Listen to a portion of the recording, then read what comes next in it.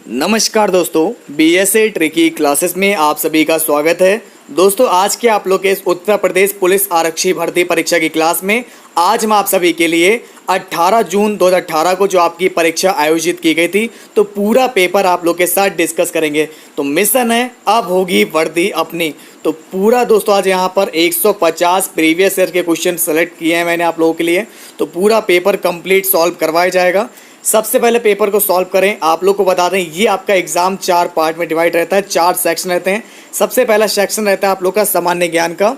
आपके जीएस के यहाँ पर आप लोग के 38 क्वेश्चन रहते हैं, जिसमें आप लोग के यूपी, कॉन्स्टिट्यूशन, हिस्ट्री सारे क्वेश्चन रहते हैं। तो किस प्रकार से क्वेश्चन यहाँ पर आप लोग का पुलिस आयोग के द्वारा पूछे जाते हैं, पुलिस बोर्ड के द्वारा कैसे क्वेश्चन रहते हैं, तो ये आप लोग देख सकते हैं क्या लेवल रहता है। उसके बाद आपके 37 क्वेश्चन।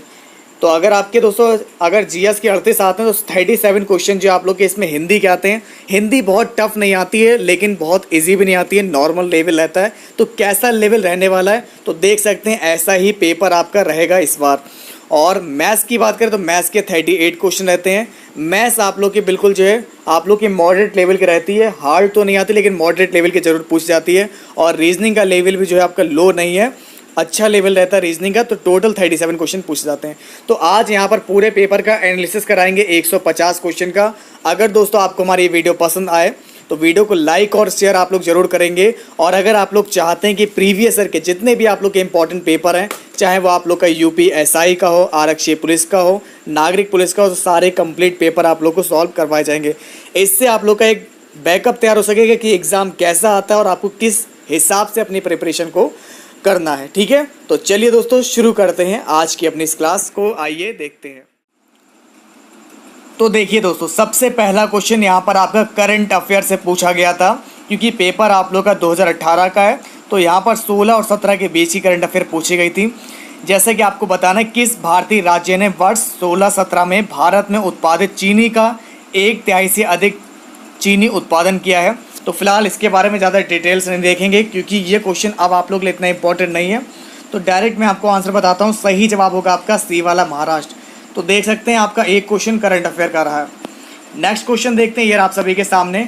अब अगला क्वेश्चन आप लोग का देखिए कॉन्स्टिट्यूशन से इंपॉर्टेंट है। भारत के संविधान के मूल दस्तावेज को किसके द्वारा हाथ से लिखा गया है? तो सभी लोग बताएंगे एग्जैक्ट आंसर आपका क्या होगा। जैसे कि भारत के संविधान की बात करें, हमारे भारत का संविधान जो है, आपको मैं एक एक पॉइंट डिस्कस करते चलूँगा। 26 नवंबर 1949 को हमारे भारत का जो संविधान है 26 नवंबर 1949 को अपनाया गया था।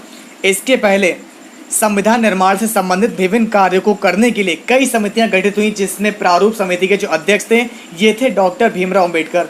तो जैसा कि आप लोग जानते हैं कि संविधान निर्माण से संबंधित बहुत सारे जो थे कार्यों को करने के लिए कई सारी समितियों को गठित किया गया, जिसमें प्रारूप समिति के जो अध्यक्ष थे ये थे हमारे डॉक्टर भीमराव अम्बेडकर। और भारत के संविधान के मूल दस्तावेज को प्रेम बिहारी नारायण रायजादा द्वारा हाथों से लिखा गया था।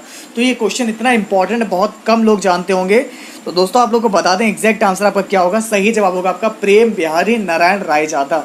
तो जो हमारे भारत का जो संविधान की जो मूल दस्तावेज हैं, जो ओरिजिनल डॉक्यूमेंट्स हैं, इनको किसके हाथों से लिखा गया है? तो ये लिखा गया है प्रेम बिहारी नारायण रायजादा। चलिए, तो एक क्वेश्चन आप लोग का एक कॉन्स्टिट्यूशन से पूछा गया था। अगला क्वेश्चन आप लोग का साइंस का है।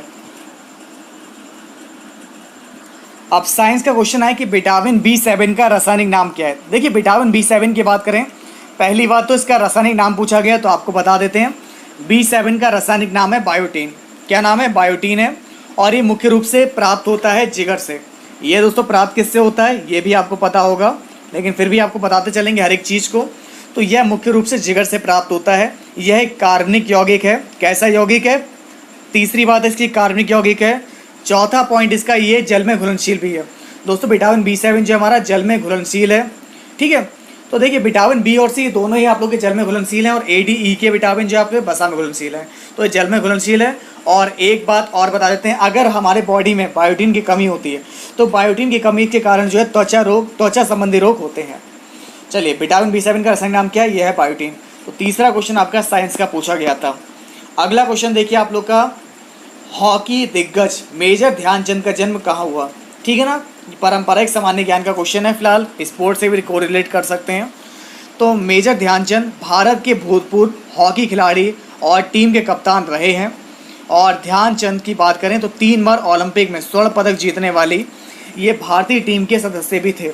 इनका जन्म, ये यूपी से रिलेटेड क्वेश्चन है, मैंने यूपी में आज ही कराया था आपको। तो हॉकी दिग्गज मेजर ध्यानचंद का जन्म जो हुआ था ये यूपी के इलाहाबाद ज़िले में हुआ था। कहाँ हुआ था दोस्तों? इलाहाबाद में हुआ था। और एक बात और, जो आपके एग्ज़ाम में चाहे कोई भी आप लोग यूपी गवर्नमेंट जॉब की तैयारी कर रहे हैं, यूपी के एग्ज़ाम की परीक्षा की तैयारी कर रहे हैं, तो ये क्वेश्चन आता है आपके एग्ज़ाम में कि राष्ट्रीय खेल दिवस के रूप में किस तारीख को मनाया जाता है? तो इनका जन्म हुआ था 29 अगस्त को, ठीक है ना। तभी से दोस्तों हम लोग क्या करते हैं, 29 अगस्त वाले दिन जो है राष्ट्रीय खेल दिवस के रूप में मनाते हैं। और मेजर ध्यानचंद को एक बात और भी है, इन्हें हॉकी का जादूगर भी कहा जाता है। मेजर ध्यानचंद को हॉकी का जादूगर भी कहा जाता है। इनका जन्म हमारे यूपी के इलाहाबाद में हुआ था और राष्ट्रीय खेल दिवस इनके जन्म दिवस के रूप में हम लोग मनाते हैं, जो कि 29 अगस्त डेट है। कब मनाते हैं? 29 अगस्त को मनाते हैं। चलिए अगला क्वेश्चन देखते हैं। हमारा अगला क्वेश्चन ये रहा, ये भी यूपी का ही है कि मुंशी प्रेमचंद जी का जन्म कहाँ हुआ था? तो उत्तर प्रदेश से रिलेटेड सारे इंपॉर्टेंट क्वेश्चन हैं। तो दोस्तों प्रेमचंद्र हिंदी और उर्दू के महानतम भारतीय लेखकों में से एक हैं। और एक बहुत ही इंपॉर्टेंट बात आपको बताने वाले हैं। सबसे पहली बात आप लोग ध्यान रखिएगा, इनका मूल नाम था इनका दोस्तों, सबसे पहली बात आपको बता दें, धनपत राय। आप लोगों में से कई लोग जानते होंगे इनका जो मूल नाम था ये था आपका धनपत राय, ठीक है ना। तो गवन, गोदान, कर्मभूमि, सेवा सदन आदि इनकी प्रमुख रचनाएं हैं। खैर इनका जो जन्म स्थान है वाराणसी माना जाता है। तो दोस्तों वाराणसी के लम्ही नामक ग्राम में हुआ था। वाराणसी में एक आपका गांव है, लम्ही नाम है उसका, तो वहाँ पर इनका जन्म हुआ था। तो ध्यान रखिएगा। देखिए 2 क्वेश्चन अब आप लोग के यूपी के आ चुके हैं इस एग्ज़ाम में, इसी हिसाब से तैयारी करना। तीसरा क्वेश्चन यूपी का ये है। आप देख सकते हैं यूपी कितना इंपॉर्टेंट है और ये मैंने हर एक क्वेश्चन आपको कंप्लीट कराया है। निम्नलिखित में से कौन सा उत्तर प्रदेश का सबसे पुराना विश्वविद्यालय है?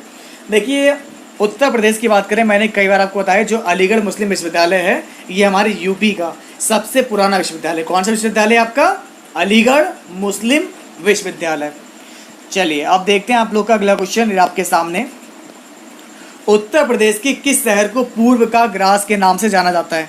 आप देख सकते हैं दोस्तों आप लोग का यहाँ से 1, 2, 3, 4, ये चौथा क्वेश्चन आप लोग का यूपी से पूछा जा रहा है। तो उत्तर प्रदेश के किस शहर को पूर्व का ग्रास के नाम से जाना जाता है? तो राइट आंसर होगा आपका डी वाला, कन्नौज। तो सबसे पहली बात आप लोग ये ध्यान रखिएगा कि कन्नौज को पूर्व का ग्रास कहा जाता है, जिसका मतलब होता है, आप लोगों ने देखिए याद क्या करके पढ़ कर गए होंगे सभी लोग यहाँ पर, इत्र का शहर। इत्र का शहर कहा जाता है कन्नौज को, ठीक है ना। लेकिन इत्र का शहर का मतलब होगा पूर्व का ग्रास। तो कन्नौज में गुलाब जल, इत्र आदि बनाने के जो है कारखाने हैं। कन्नौज का ऐतिहासिक महत्व भी है, इसे जो है आपका कान्या कुंभज नाम से भी जाना जाता है। चलिए फिलहाल इत्र का शहर आप लोग का कौन सा है? कन्नौज को कहा जाता है, ठीक है ना। और अगला नाम आपका ये है कि पूर्व का ग्रास। चलिए नेक्स्ट क्वेश्चन ये आपके सामने। चलिए किस पड़ोसी देश को, अब अगला क्वेश्चन आप लोग का अलग आया कि किस पड़ोसी देश को land of the thunder dragon कहा जाता है? तो land of the thunder dragon ये कहा जाता है भूटान को। तो अगर दोस्तों यहाँ से आप लोग का आंसर डी आ रहा है, भूटान बिल्कुल सही होगा। नेक्स्ट क्वेश्चन देखते हैं, देखते रहिए लेवल कैसा है। अब ये क्वेश्चन करंट का था लेकिन फिर भी आपको मैं बता दे रहा हूँ। राइट आंसर 2017 में काजुआ इशिगुरो को किस विधा में नोबेल पुरस्कार मिला था? तो करेक्ट आंसर होगा आप लोग का साहित्य। ये इतना इंपॉर्टेंट नहीं है, लेकिन जो अभी तक मैंने क्वेश्चन आप लोगों को पढ़ाए हैं, जो बताए हैं अभी बिल्कुल जस्ट अभी, उनको जरूर पढ़ लीजिएगा। ऐसे ही क्वेश्चन आपके एग्जाम में आते हैं। पाकिस्तानी सीनेट में विपक्ष की पहली महिला नेत्री कौन थी? अब ये क्वेश्चन भी आपका इंपॉर्टेंट, क्यों इंपॉर्टेंट है? क्योंकि पहली महिला है। तो पाकिस्तान सीनेट में विपक्ष की जो पहली महिला नेत्री थी ये कौन है? तो ये थी फिलहाल आप लोग की शेरी रहमान। तो सबसे पहली बात आपको बता दें कि शेरी रहमान ये पाकिस्तानी राजनेता और पूर्व राजनयिक हैं। इन्हें पाकिस्तान की संसद के उच्च सदन सीनेट में विपक्ष की पहली महिला नेता के रूप में चुना गया है। और ये किस पार्टी से रिलेटेड है? ये पाकिस्तान के पीपल्स पार्टी से रिलेटेड है। खैर अब देखते हैं आप लोग का अगला क्वेश्चन। चलिए दोस्तों अब देखते हैं आपका अगला क्वेश्चन। सीकर तकनीक के साथ भारत की क्रूज मिसाइल कौन सी है? अब एक क्वेश्चन आप लोग का टेक्नोलॉजी से पूछ लिया गया है, साइंस और टेक्नोलॉजी से रिलेटेड। मैंने वीडियो आपकी अलग से प्रोवाइड कराई है, क्लास भी आपको मैं डेली प्रोवाइड कराता हूँ अलग अलग टॉपिक वाइज, उनको आप लोग एक बार देख लीजिएगा। तो सही जवाब होगा आपका ब्रह्मोस। ब्रह्मोस की बात करें, थोड़ा सा आपको इसके बारे में बता देते हैं। ब्रह्मोस जो है एक कम दूरी की रैमजेट सुपरसोनिक क्रूज मिसाइल है। इसे पनडुब्बी, पानी के जहाज से, विमान से, जमीन से भी छोड़ी जा सकती है। और सबसे इम्पॉर्टेंट बात यह है कि रूस की आपकी एनपीओ मशीनो स्ट्रो, ठीक है ना, मशीनो स्ट्रोयेनिया तथा भारत के रक्षा अनुसंधान और विकास संगठन के संयुक्त रूप से इसका विकास किया गया है। तो ब्रह्मोस मिसाइल का जो तैयार किया गया है, किसकी सहायता से किया गया है? हमारे इंडिया ने रूस की सहायता से संयुक्त रूप से इसका विकास किया है। तो कई बार क्वेश्चन ये भी आपके एग्जाम में पूछा जा सकता है, जैसे कि अगर एग्जाम होता भी है तो को रिलेटेड जितने भी इंपॉर्टेंट क्वेश्चन बन सकते हैं, क्वेश्चन से क्वेश्चन बनता है आपके एग्जाम में। तो ये सारी बातें आप लोगों को ध्यान में रखनी चाहिए। तो ये जो ब्रह्मोस मिसाइल है किसके? रूस और भारत के सहयोग से संयुक्त रूप से इसको बनाया गया। रूस और भारत का सहयोग है इसमें, ठीक है। और रूस की जो आप लोग की जो एनपीओ है ये आप लोग की मशीनो स्ट्रोयेनिया। और अब देखते हैं आपका अगला क्वेश्चन, ये आपके सामने। अगला क्वेश्चन ये पूछा गया था कि भारत और पाकिस्तान के बीच कितनी पार सीमा ट्रेन चलती हैं। तो भारत और पाकिस्तान के बीच अगर ट्रेन की बात करें तो देखिए आप लोग जानते ही होंगे कि इंडिया और पाकिस्तान के बीच 2 पार सीमा ट्रेन चलाई जाती हैं। इसमें पहली आप लोग की थार एक्सप्रेस है जो जोधपुर और कराची वाया मुनव्वा खोखरा पार बॉर्डर तक जाती है। यह वर्ष 1965 से चलाई जा रही है। और दूसरी आप लोग की समझौता एक्सप्रेस, जिसके बारे में अक्सर आप लोग के साथ डिस्कस करता रहता हूँ। ये दिल्ली लाहौर लाइन पर अटारी बाघा बॉर्डर तक जाती है। यह वर्ष 1976 से चलाई जा रही है। तो ध्यान रखिएगा दोस्तों कितनी ट्रेनें चलाई जाती है। पहली आप लोग की कौन सी है? वो है आप लोग की थार एक्सप्रेस। और दूसरी कौन सी आप लोग की? समझौता एक्सप्रेस है। ध्यान रखिएगा। चलिए अब देखते हैं आपका नेक्स्ट क्वेश्चन। अब आपको यहाँ पर यह बताना है कि हाल ही में एक वैश्विक डेटा चोरी अपराध में किस कंपनी का नाम आया था। अब देखिए करंट का क्वेश्चन है, इतना इंपॉर्टेंट नहीं है, तो मैं सीधे आपको बताता हूँ कैम्ब्रिज एनालिटिका इसका राइट आंसर होगा। इस पर फोकस मत कीजिएगा, ठीक है ना। जिस पर फोकस नहीं करना मैं बता दूंगा। अब ये क्वेश्चन भी फोकस करने वाला इतना नहीं है, सीधे आंसर जान लीजिए आप लोग, क्योंकि करंट का है। तीसरा क्वेश्चन है करंट का, पूछा जा रहा है कि 15वीं रूस भारत चीन त्रिपक्षीय विदेश मंत्रियों की बैठक दिसंबर 2017 में कहाँ हुई थी? तो ये हुई थी फिलहाल नई दिल्ली में। स्किप कर दीजिए इस क्वेश्चन को, नेक्स्ट क्वेश्चन देखते हैं। चलिए अब ये क्वेश्चन आपको ध्यान देना है कि भारत में ब्रिटिश शासन का बड़े पैमाने पर विस्तार जो आपका सहायक संधियों के माध्यम से हुआ है, जो गवर्नर जनरल, किस गवर्नर जनरल के शासनकाल में इसकी शुरुआत की गई थी? चलिए बताइए। देखिए ये थे लॉर्ड वेलेस्ली। अगर हम बात करें हमारे इंडिया में ब्रिटिश शासन का बड़े पैमाने पर विस्तार, तो ये फिलहाल आपका सहायक संधियों के माध्यम से हुआ है। जो गवर्नर जनरल कौन थे आपके? Lord Wellesley. इनके शासनकाल में शुरू की गई थी। किसके शासनकाल में दोस्तों? लॉर्ड वेलेस्ली के। अब देखते हैं आपका नेक्स्ट क्वेश्चन। चलिए फिलहाल ये हिस्ट्री का क्वेश्चन था, मॉडर्न हिस्ट्री से क्वेश्चन ज़्यादा आते हैं आपके एग्जाम में। अगला क्वेश्चन ये है, गुरु गोविंद सिंह की मृत्यु के बाद गुरु की संस्था समाप्त हो गई और सिखों का नेतृत्व उनके विश्वसनीय शिष्य किसको सौंप दिया गया? अब ये क्वेश्चन भी आप लोग का हिस्ट्री में ही आता है। मैंने आप लोग का जब 6th चैप्टर पढ़ाया था तब आपको बताया भी था। राइट आंसर होगा यहाँ से आपका बंदा बहादुर। देखिए सिखों के 10वें और अंतिम गुरु, जैसा कि आप लोग जानते हैं हमारे गुरु गोविंद सिंह, ये आप लोग के 1699 ईस्वी में व्यक्तिगत गुरुत्व के सिद्धांत को समाप्त कर इन्होंने खालसा पंथ की स्थापना की थी। तो खालसा पंथ की स्थापना किसने की दोस्तों? आप लोग जानते हैं गुरु गोविंद सिंह ने। और इनकी मृत्यु के बाद गुरु की परंपरा समाप्त हो गई। बांदा बहादुर जो है गुरु गोविंद सिंह के प्रिय शिष्य थे और जिन्होंने इनकी मृत्यु के पश्चात सिखों का नेतृत्व संभाला। तो अगर यहाँ से आपका आंसर बी आ रहा बिल्कुल सही होगा। एग्जैक्ट आंसर हमारा दोस्तों क्या होगा? बांदा बहादुर। और अब देखते हैं आप लोग का अगला क्वेश्चन, पाकिस्तान नाम सबसे पहले किसके द्वारा रखा गया था? दोस्तों ये मैंने कई बार आप लोगों को बताया भी है, तो चलिए फिलहाल एक बार फिर से आपको बताते हैं। बहुत ही अच्छा क्वेश्चन ये पूछा गया आपके एग्जाम में, लेवल आपके एग्जाम में ऐसा ही रहेगा। देखिए क्वेश्चन आप लोग देख रहे होंगे, बहुत हार्ड तो नहीं है। अगर आपने पढ़ रखा नॉर्मली तो ये सारे क्वेश्चन आपसे लग जाएंगे। तो पाकिस्तान नाम जो सबसे पहले किसके द्वारा गढ़ा गया था? चौधरी रहमत अली का जन्म एक मुस्लिम गुज्जर परिवार में हुआ था और ये मुस्लिम राज्य गठन के सबसे पहले समर्थक हैं। इन्हें अलग मुस्लिम देश के लिए पाकिस्तान नाम दिए जाने का श्रेय दिया जाता है। तो राइट आंसर होगा आपका चौधरी रहमत अली। क्या नाम है दोस्तों आपका? चौधरी रहमत अली। पाकिस्तान नाम जो रखा है चौधरी रहमत अली के उस पर। रविन्द्रनाथ टैगोर ने अपनी नाइटहुड की उपाधि जो किसके विरोध में छोड़ दी? तो देखिए 13 अप्रैल 1919 को आप लोगों का जो पंजाब में जलियांवाला बाग हत्याकांड हुआ था, तो इसके बाद देश भर में ब्रिटिश शासन की भर्त्सना जो है की जा रही थी। इस हत्याकांड के विरोध में रविन्द्रनाथ टैगोर ने नाइटहुड तक की उपाधि वापस कर दी थी और यह उपाधि जो उन्हें ब्रिटिश प्रशासन द्वारा ही दी गई थी। तो राइट आंसर होगा यहाँ से आप लोग का ऑप्शन बी वाला बिल्कुल सही है, जलियांवाला बाग हत्याकांड। अब देखते हैं आपका अगला क्वेश्चन, ये रहा आप सभी के सामने। दोस्तों आप सभी को यहाँ पर यह बताना है कि गोदावरी नदी का उद्गम स्थल जो है किस राज्य में है। गोदावरी नदी का जो उद्गम स्थल है किस राज्य में है।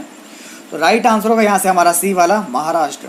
अब देखेंगे आपका अगला क्वेश्चन, भारत की सबसे बड़ी मीठे पानी की झील कौन सी है। भारत की जो सबसे बड़ी मीठे पानी की झील है ये है वूलर झील, और ये झील आपकी कहाँ पर है आप सभी लोग जानते हैं, ये जम्मू कश्मीर में है वूलर झील, ठीक है ना। और अब देखते हैं आपका अगला इंपॉर्टेंट क्वेश्चन। चलिए फिलहाल अगला क्वेश्चन कॉन्स्टिट्यूशन का है। हमारे भारतीय संविधान में कानून बनाने की निर्धारित प्रक्रिया काफ़ी हद तक जो है किसके संविधान के द्वारा प्रभावित है। ओके, तो ये दोस्तों आप लोग का कॉन्स्टिट्यूशन का यहाँ पर दूसरा क्वेश्चन है। तो राइट आंसर यहाँ से हमारा क्या होगा, सही जवाब है आपका 21 का डी वाला, संयुक्त राज्य अमेरिका यानी कि यूएसए से। तो दोस्तों कानून बनाने की निर्धारित प्रक्रिया जो है ये आप लोग की यूएसए के संविधान के द्वारा प्रभावित है।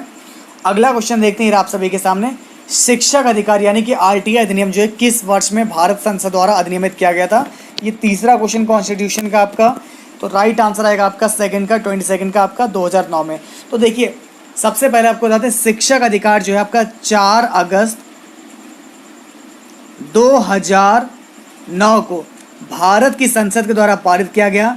इस विधेयक को मंजूरी भारत के राष्ट्रपति प्रतिभा देवी सिंह ने पाटिल ने दी। दोस्तों इस विधेयक को मंजूरी किसने दी थी, जो राष्ट्रपति थे उस टाइम प्रतिभा पाटिल थी, तो उन्होंने मंजूरी दी थी। और 1 अप्रैल 2010 से भारत के सभी राज्यों में जम्मू कश्मीर को छोड़कर जो सभी जगह लागू कर दिया गया। इसके बाद देखते हैं आपका अगला क्वेश्चन आप सभी के सामने, महाराजा सवाई सिंह जय सिंह, तो इन्होंने जो है किस एक खगोलीय वेधशाला स्थापित की, कहाँ पर की। देखिए हिस्ट्री का एक क्वेश्चन है, मैंने कई बार आप लोगों को बताया भी है, कई बार आपके एग्जाम में रिपीट भी हुआ है। तो यहाँ से राइट आंसर होगा आपका ए वाला, उज्जैन में। तो महाराजा सवाई जयसिंह सेकंड आमेर के कछवाहा वंश के शासक थे। इन्होंने काशी में, दिल्ली, उज्जैन, मथुरा और जयपुर में वेधशालाओं का निर्माण करवाया, ठीक है। तो इनमें जो है पत्थर के यंत्र और नक्षत्र, जो ग्रह नक्षत्रों की गणना है उनके लिए उपकरण बनाए जाते थे। तो राइट आंसर होगा यहाँ से आप लोग का उज्जैन। इसके बाद देखिए आपका अगला क्वेश्चन, देखिए यूनिवर्सल टीकाकरण कार्यक्रम के बाद, यूनिवर्सल टीकाकरण कार्यक्रम के रूप में केंद्रीय स्वास्थ्य मंत्रालय ने किसके विरुद्ध दोहरे संरक्षण के लिए एकल टीके का शुभारंभ किया। तो ये देखिए आपका यहाँ से आ जाएगा खसरा और रुबेला।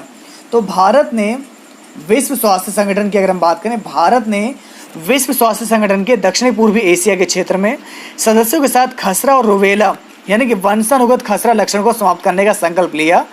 और यहाँ से आप लोग का जो आंसर आ जाएगा खसरा और रुबेला, यानी कि ए वाला ऑप्शन आपका बिल्कुल सही होगा। वर्ष 2011 की जनगणना, अब देखिए एक क्वेश्चन यहाँ पर जनगणना से पूछा जाता है, तो देख सकते हैं हर सेक्शन से आप लोग के क्वेश्चन आते हैं। तो वर्ष 2011 की जनगणना के अनुसार उत्तर प्रदेश के किस जिले की जनसंख्या जो है सबसे ज़्यादा है। तो उत्तर प्रदेश की जनगणना से रिलेटेड क्वेश्चन है और आपका राइट आंसर होगा इलाहाबाद। तो दोस्तों सही जवाब आपका क्या इलाहाबाद है, तो आप सभी लोग जानते ही हैं। और अब देखते हैं आपका नेक्स्ट क्वेश्चन। चलिए फिलहाल सभी लोग ध्यान से देखेंगे, एक एक क्वेश्चन आपके लिए इंपॉर्टेंट है। निम्नलिखित में से किस रियासत ने वर्ष 1947 में पाकिस्तान में मिलने की घोषणा की थी, लेकिन बाद में जनमत संग्रह के बाद इसे भारत में शामिल होने के लिए मजबूर होना पड़ा था। तो दोस्तों आपको मैं बता दूं, पहली बात तो राइट आंसर हमारा क्या होगा, अगर आपका आंसर बी आता है जूनागढ़, बिल्कुल सही बता रहे हैं आप लोग।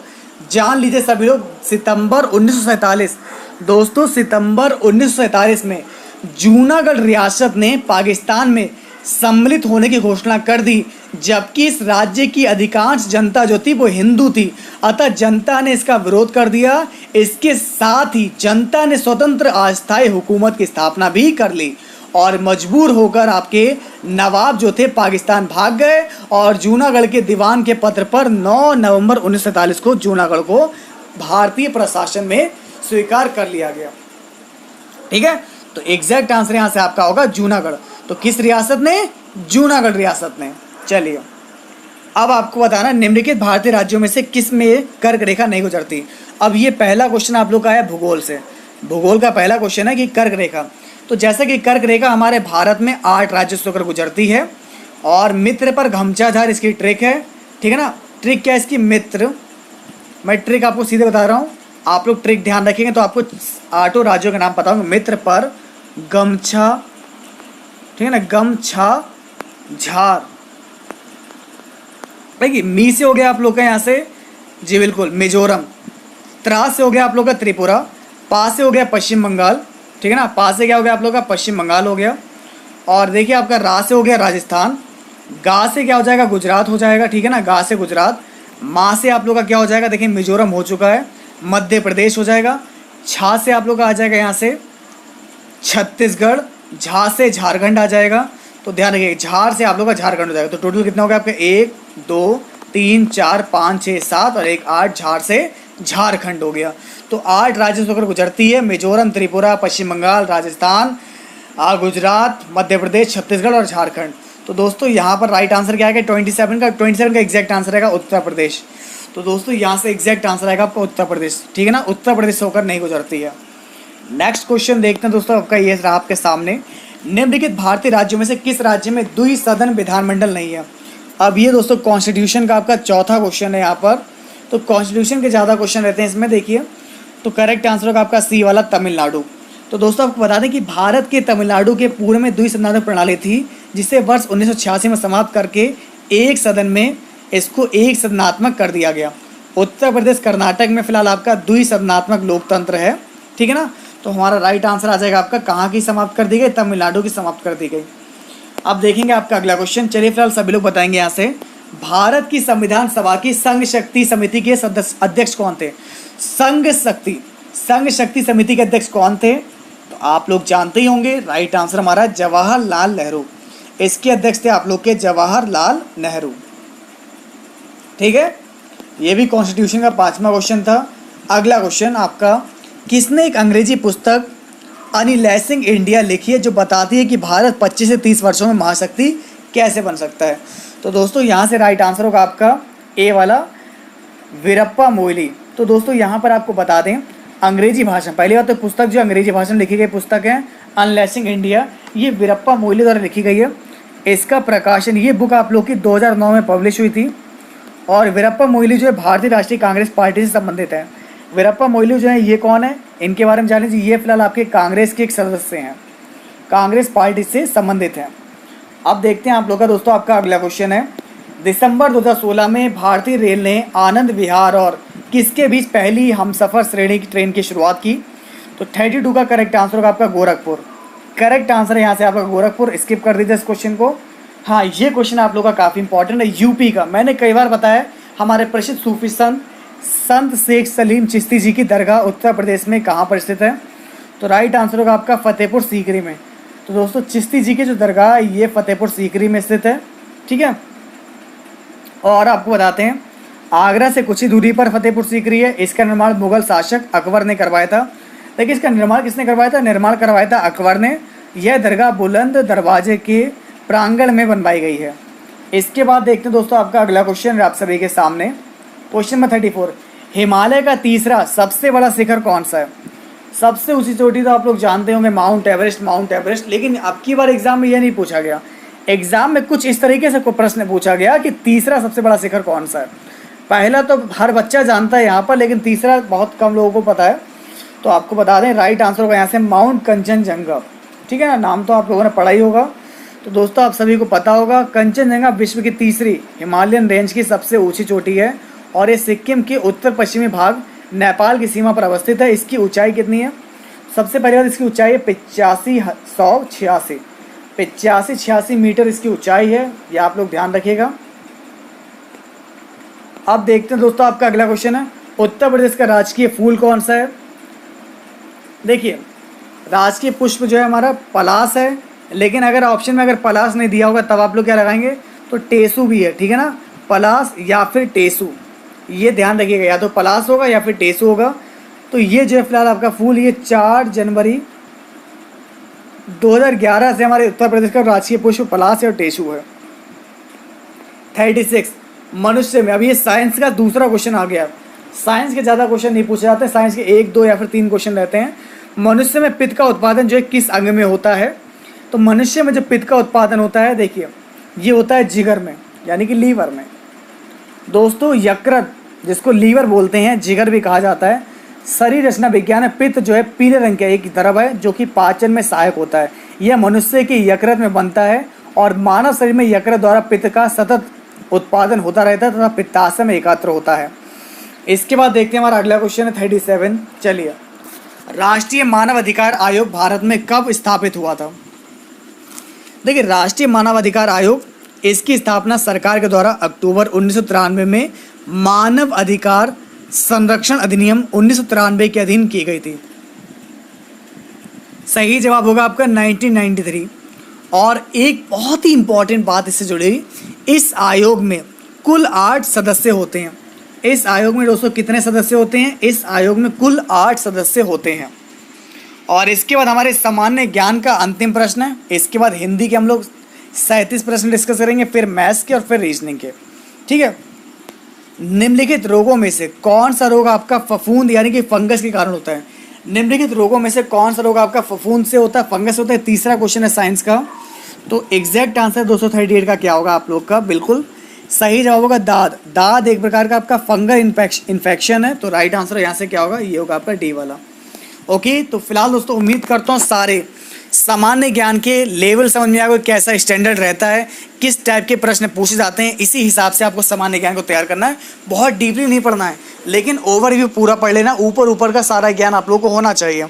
फिलहाल मैंने हर क्वेश्चन से रिलेटेड कुछ ना कुछ इंपॉर्टेंट बातें बताई हैं, जो कि आप लोग के इस बार के एग्जाम के लिए काफ़ी इंपॉर्टेंट रहने वाली हैं। तो दोस्तों अगर वीडियो अगर आपको अच्छी लग रही है तो लाइक और शेयर जरूर कीजिएगा। अब देखते हैं हमारा अगला सेक्शन। चाहे तो दोस्तों हम लोग हिंदी पहले कर लीजिए या फिर मैथ, आप लोग जैसा बताएं, पहले हिंदी सॉल्व करवाएं इसके बाद, या फिर मैथ्स कराएं। तो चलिए फिलहाल इसके बाद हम लोग जो है मैथ्स का सेक्शन जो है सॉल्व कर लेते हैं। तो मैथ्स में किस टाइप से क्वेश्चन पूछे गए थे? वैसे तो यहाँ पर आपके एग्जाम में जो है 39 क्वेश्चन हिंदी का है। हिंदी मैथ के बाद डिस्कस कर लेंगे और उसके बाद रीजनिंग पढ़ लेंगे। ठीक है, चलिए अब देखते हैं मैथ्स का सेक्शन के लिए सबसे उपयुक्त विकल्प को चुनिए। यहाँ पर आपको कुछ नहीं करना है, सबको जोड़ देना है। ठीक है, आपको दिया गया 9.87, 6.54, बड़ा ही सिंपल क्वेश्चन आ गया 3.21। तो इन सभी को अगर आप लोग जोड़ देंगे तो आपका एग्जैक्ट आंसर क्या आ जाएगा? 76 का, यह आ जाएगा 19.62। तो अगर यहाँ से आपका आंसर ए आ रहा, बिल्कुल सही है। फिलहाल तो बेसिक सा क्वेश्चन था, ये तो आपको बताना भी नहीं चाहिए था, लेकिन ये एग्जाम में फिलहाल आपका आया है 2018 के पेपर में। ठीक है, अगला क्वेश्चन देख सकते हैं दोस्तों। यहाँ पर आपको क्या बताना है? सबसे उपयुक्त विकल्प को चुनिए। 4/5 और 2/3 के बीच का क्या अंतर होगा, ये आपको बताना है। तो 4/5 और 2/3 के बीच का अंतर आपको निकालना है। तो आपको दिया गया 4/5 और 2/3, इनके बीच का अंतर 5 तिया हो जाएगा 15, 4 तिया 12, 5 दूनी 10, अंतर आ जाएगा 2/15। तो दोस्तों सही जवाब क्या होगा हमारा? 2/15। चलिए अब देखते हैं आपका अगला क्वेश्चन। अब दोस्तों यहां पर आपको देना 30, 60 और 72 का मासा क्या होगा, यानी कि दोस्तों आपका HCF। ठीक है ना, मासा महत्तम समावर्तक, बोला इसका HCF क्या आएगा? ठीक है, तो राइट आंसर आपको बता देखिए किससे कट जाएगा भैया? 30, 60 और 12। तो दोस्तों यहां से राइट आंसर आ जाएगा आप लोग का 6। तो अगर यहां से आपका आंसर सी आ रहा, बिल्कुल सही है। तो बिना कोई कैलकुलेशन करे आपका डायरेक्ट आंसर क्या आ जाएगा? 78 का एग्जैक्ट आंसर आ जाएगा आप लोग का यहाँ से सी। इसके बाद देखते हैं आप लोग का अगला क्वेश्चन आप सभी के सामने। तो देख सकते हैं आप लोग का मैथ्स में क्वेश्चन कितने इजी आए हैं। ठीक है ना, तो देख सकते हैं लेवल कितना डाउन है इस पेपर का, और आप लोगों से तब भी फिलहाल बहुत सारे लोग इससे बच्चों से इतना टाइम नहीं मिल पाता है प्रॉपर क्वेश्चन लगा सके। टाइम का सबसे बड़ा फाउंडेशन रहता है। अब देखिए 15, 30 और 24 इनका लासा क्या होगा? 15, 30 और 24 इसका लासा आप लोग का आ जाएगा डायरेक्ट 120। ठीक है, तो 120 लासा आ जाएगा। 15 के पाने में भी आपका 120 आता है, 30 में भी और 24 में भी। सब्स्टिट्यूट संख्या आप लोग क्या होगी? तो दोस्तों यहां से आपका एलसीएम आ जाएगा इसका 120। इसके बाद देखते हैं आपका अगला क्वेश्चन नंबर 80। दोस्तों यदि 21 चॉकलेट जो है 5:2 के अनुपात में साझा की जाती है तो छोटे हिस्से में कितनी चॉकलेट होंगी? देखिए रेशियो आपको रखा 5:7, अनुपात रखा 5:2। ठीक है ना, तो इस अनुपात में मान लिया हमारे पास ज्यादा वाले हो गए 5x, कम वाले हो गए 2x, मतलब दोस्तों क्या होगा हमारा 7x। 7x बराबर 21 दे रखा है हमें, तो x बराबर कितना आ जाएगा, 7 3 21, 3 आ जाएगा। तो अब निकालना छोटे हिस्से के, तो 3 दूनी 6, बड़े हिस्से की पूछी जाती तो हमारा 15, 15 जो है बड़े हिस्से में चॉकलेट होंगी, छोटे हिस्से में 6 चॉकलेट होंगी, टोटल हमारे 21 चॉकलेट है। तो राइट आंसर यहाँ से कितना आ जाएगा, ये आ जाएगा 6। तो 80 का आंसर होगा फिर आपका 6। इसके बाद देखिए आपका अगला क्वेश्चन, ये आप सभी के सामने दोस्तों, माहिम ने एक परीक्षा में 175 में से 126 अंक प्राप्त किए हैं। तो महिम द्वारा प्राप्त किए गए अंकों का प्रतिशत क्या होगा, ये आप सभी को बताना है। तो सभी लोग बताएंगे एग्जैक्ट आंसर यहाँ से आपका क्या आएगा।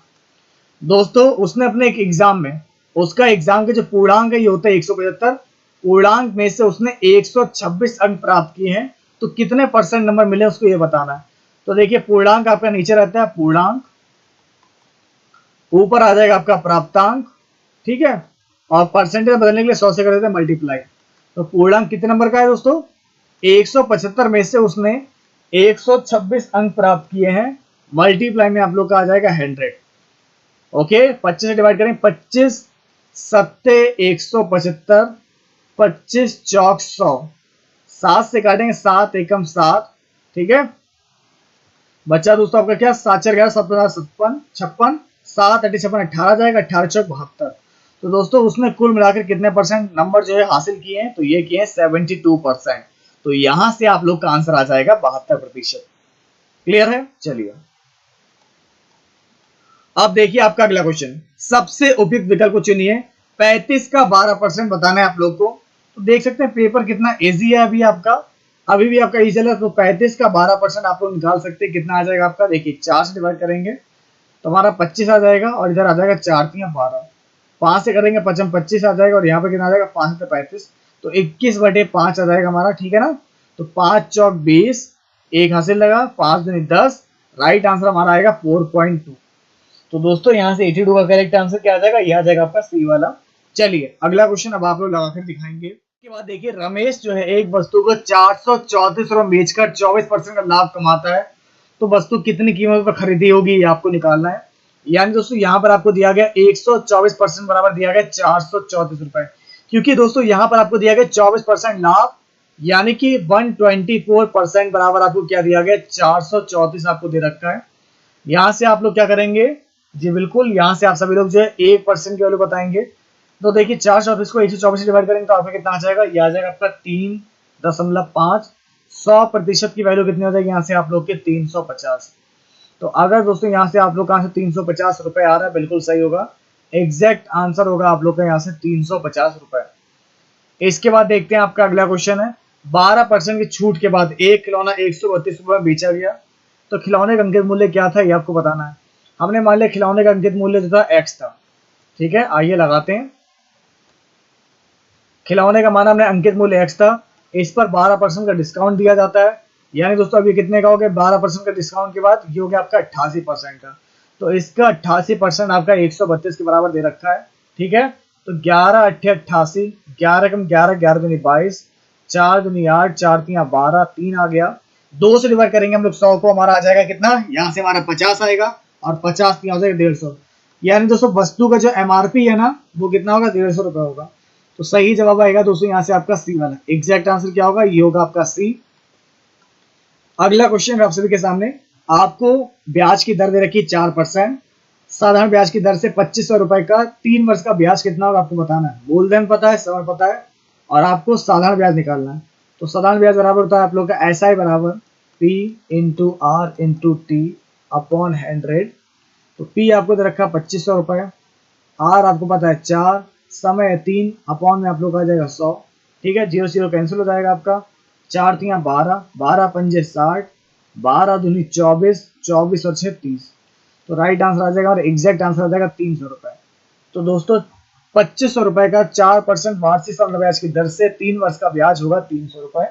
तो अगर यहाँ से आपका आंसर 300 आ रहा है तो बिल्कुल सही होगा। इसके बाद देखते हैं आपका अगला इंपॉर्टेंट क्वेश्चन। चलिए फिलहाल सभी लोग बताएंगे यहाँ से 10% वार्षिक चक्रवृद्धि ब्याज की दर से। अब ये क्वेश्चन आपका चक्रवृद्धि ब्याज का आया है। 1400 रुपए का 2 वर्ष का ब्याज कितना होगा ये आप सभी को बताना। 1400 रुपए का 2 वर्ष का ब्याज कितना होगा, 288 94। देखिए इसको लगाने का तरीका भी आता है, और मैंने तरीका आप लोगों को सिखाया है और आप लोग जानते हैं। टाइम आपको देखा 2 वर्ष, सबसे लिखेंगे यहाँ पर 1 और 2, टाइम बिकम 2 वर्ष। अब 1400 रुपए है, इसका 10% जो है पहले साल ही ब्याज मिलेगा, दूसरे साल ब्याज मिलेगा। अगली बार में दोस्तों ब्याज का ही ब्याज मिलेगा जो कि यहाँ जुड़ जाएगा। टोटल आपको कर लेना है, टोटल आपका आ जाएगा। तो 1400 का 10% आपका आ जाएगा यहाँ से 140%। अगली बार भी 140 मिलेगा। इसके बाद दोस्तों क्या करना है आपको, 140 का 10% कितना हो जाएगा, ये हो जाएगा 14 रुपए। इन सबको उठा के जोड़ लीजिए, 14 में 28, 280 आ गया हमारा, प्लस का 14 और जोड़ेंगे आपका आ जाएगा 4, 9 और ये 2, 294 रुपए आ जाएगा दोस्तों यहाँ पर 2 वर्ष का ब्याज। तो 86 का यहाँ से करेक्ट आंसर होगा बी वाला, 294 रुपए। तो अगर दोस्तों यहाँ से आप लोग का आंसर बी आ रहा है तो बिल्कुल सही होगा। इसके बाद देखते हैं आपका अगला क्वेश्चन। रवि और रश्मि ने क्रमशः 150 रुपए और 200 रुपए एक व्यापार में निवेश किए। अब दो लोग हैं, एक तो रवि है और दूसरी आप लोग की रश्मि है। तो इन लोगों ने व्यापार में 150 रुपए और 200 रुपए का निवेश किया है, लेकिन रवि ने कुछ महीने के बाद अपना पैसा वापस ले लिया। यदि 12 महीनों में रवि का लाभ और रश्मि के लाभ के बीच 1:2 के अनुपात में साझा किया हो तो कितने महीने बाद रवि ने अपने रुपए वापस निकाले थे, ये आप सभी को बताना है। चलिए देखिए, जिस क्वेश्चन को लगाने के लिए बहुत ही अच्छा क्वेश्चन आप लोग के सामने, ये क्वेश्चन जो है आप लोग का पार्टनरशिप चैप्टर का है। और दोस्तों मैंने आप लोगों को चैप्टर पढ़ाया पार्टनरशिप, ठीक है ना, पार्टनरशिप, ठीक है ना। यूट्यूब पे आप लोग पूरी प्लेलिस्ट देख सकते हैं। तो आपको मैंने बताया यहाँ पर दो लोग हैं, एक तो आपका रवि है और एक आप लोग की रश्मि है। तो इन लोगों ने किस अनुपात में रुपए लगाए हैं यहाँ पर एक बार ये देख लेते हैं। रवि ने लगाए 150 और रश्मि ने लगाए 200 रुपए। तो रवि ने लगाए यहाँ पर 150 रुपए, रश्मि ने लगाए यहाँ पर 200 रुपए। अब दोस्तों यहाँ पर आपको कुछ महीने के बाद ये रुपए निकाल लेता है। अब ये मान लिया इसने x महीने तक रुपए लगाए होंगे, इसके बाद इसने निकाल लिए, इसने लेकिन पूरे 12 महीने तक रुपए लगाए हैं। अब बाद में जो प्रॉफिट होता है, प्रॉफिट में आपका रवि का हिस्सा 1 है और उसका हिस्सा 2 है। तो प्रॉफिट यहाँ पर दे रखा है आपका कितना हो जाता है, 1:2 हो जाता है। तो उसने कितने महीने बाद रुपए निकाले होंगे आपको यहाँ पर ये बताना है। बड़ा ही सिंपल क्वेश्चन है। देखिए रवि और रश्मि का रेशियो लाभ में कितना हो जाता है आपका, तो इसका हिस्सा होता है 1, इसका हो जाता है 2। चलिए यहाँ से सॉल्व करते हैं, 0 0 कैंसिल हो जाएगा, ठीक है ना। 5 या 15, 5 चौक 20, हमारा आ जाएगा 3x और इधर आ जाएगा दोस्तों हमारा 12 चौक 48, ठीक है ना। तो 3 और 48 आ गया हमारा। अब देखिए रवि हमारा 3x है, रश्मि हमारी 48 है, बराबर लिखा है 1/2 के, ठीक है। 2 से डिवाइड करें हमारा कितना आ जाएगा, 2 एकम 2, 2 दूनी 4, 2 चौक 24 आ जाएगा और x बराबर आ जाएगा 3 8 24। तो x की वैल्यू कितनी आ गई दोस्तों हमारे यहाँ से 8 आ गई। x का मान दोस्तों हमारा कितना आया दोस्तों, यहाँ से आपका 8 आ गया। तो अब देखते हैं ऑप्शन आपका क्या होगा। तो 87 का जो करेक्ट आंसर होगा ये होगा सी वाला 8 महीने। तो दोस्तों अगर यहाँ से आप लोग आंसर सी आ रहा 8 महीने तो बिल्कुल सही होगा। तो क्या क्या दोस्तों, सबसे पहले हमने यहाँ पर रेशियो निकाला, उसके बाद हमने यहाँ पर उसके बराबर हमने प्रॉफिट का रेशियो रखा, दोनों रेशियो का आपस में बैलेंस कराया और हमारा आंसर आ गया 8 महीने। क्लियर है, उम्मीद करता हूँ सभी लोग समझ गए होंगे। दोस्तों अब आपको यहाँ पर ये बताना है कि 18, 27 और एक अन्य तीसरी संख्या है जिनका एवरेज आपको 30 दिया गया है। तो तीसरी संख्या कौन सी होगी आप सभी को निकालना है। तो देखिए आपको एक संख्या दी गई यहाँ पर 18, दूसरी संख्या 27 है, तीसरी संख्या मान लिया हमने x है और इन तीनों का जो एवरेज है ये आपको दिया गया 30 है, ठीक है। यहाँ तक क्लियर है आप लोग का। अब दोस्तों यहाँ पर देखिए इन दोनों को आपको जोड़ देना है, 18 और 27, ठीक है। और इसके बाद दोस्तों आपको 30 की मल्टीप्लाई यहाँ पर 3 से करा देनी है। तो इधर दोस्तों यहाँ से आप लोग का क्या आ जाएगा, इधर आ जाएगा आप लोग का 90, यहाँ पर आपका 90 आ जाएगा। और इधर दोस्तों आप लोग का क्या दिया गया है, 18 दिया गया और 27 दिया गया, इनको आप लोग ऐड कर देंगे तो आपका यहाँ से आ जाएगा दोस्तों 45 प्लस x। तो x बराबर हमारा कितना आ जाएगा, 45 आ जाएगा। तो एग्जैक्ट आंसर हमारा होगा डी वाला। क्लियर है दोस्तों, कोई डाउट तो नहीं है, सभी को समझ में तो आ रहा है। पेपर का लेवल जो बहुत ही इजी है, आप लोगों से तो सारे क्वेश्चन लग ही जाएंगे। अब देखिए दोस्तों यहाँ पर आपको दिया गया व्यक्ति ए जो है किसी कार्य को 48 मिनट में पूरा करता है। अब एक व्यक्ति आपका ए है जो एक काम को हमारे 48 मिनट में पूरा कर लेता है, दूसरा व्यक्ति हमारा बी है जो उसी काम को 60 मिनट में पूरा करता है। तो दोनों लोग मिलकर अगर साथ में काम करेंगे तो कार्य कितने से पूरा हो जाएगा। सबसे पहला काम है टोटल वर्क। टोटल वर्क आपका होता है एलसीएम, ठीक है। टोटल काम कितना करना है, काम करना है आप लोग को 240। ये 240 क्या है आपका 48 और 60 का एलसीएम है। इसके बाद दोस्तों 48 को अगर डिवाइड करोगे इससे तो यहाँ पर एक ही क्षमता आ जाएगी, यहाँ पर 4, 48 पंजे 240 और 60 चौक 240। अब ये दोनों लोग मिलकर करेंगे तो आपका 1 मिनट में 9 काम होगा। इन लोग को 240 काम करना है, ठीक है ना। तो 9 की स्पीड से होगा। तो यहाँ से राइट आंसर कितना आ जाएगा, देखिए 9 दूनी 18, 6 नीम 54, ठीक है ना।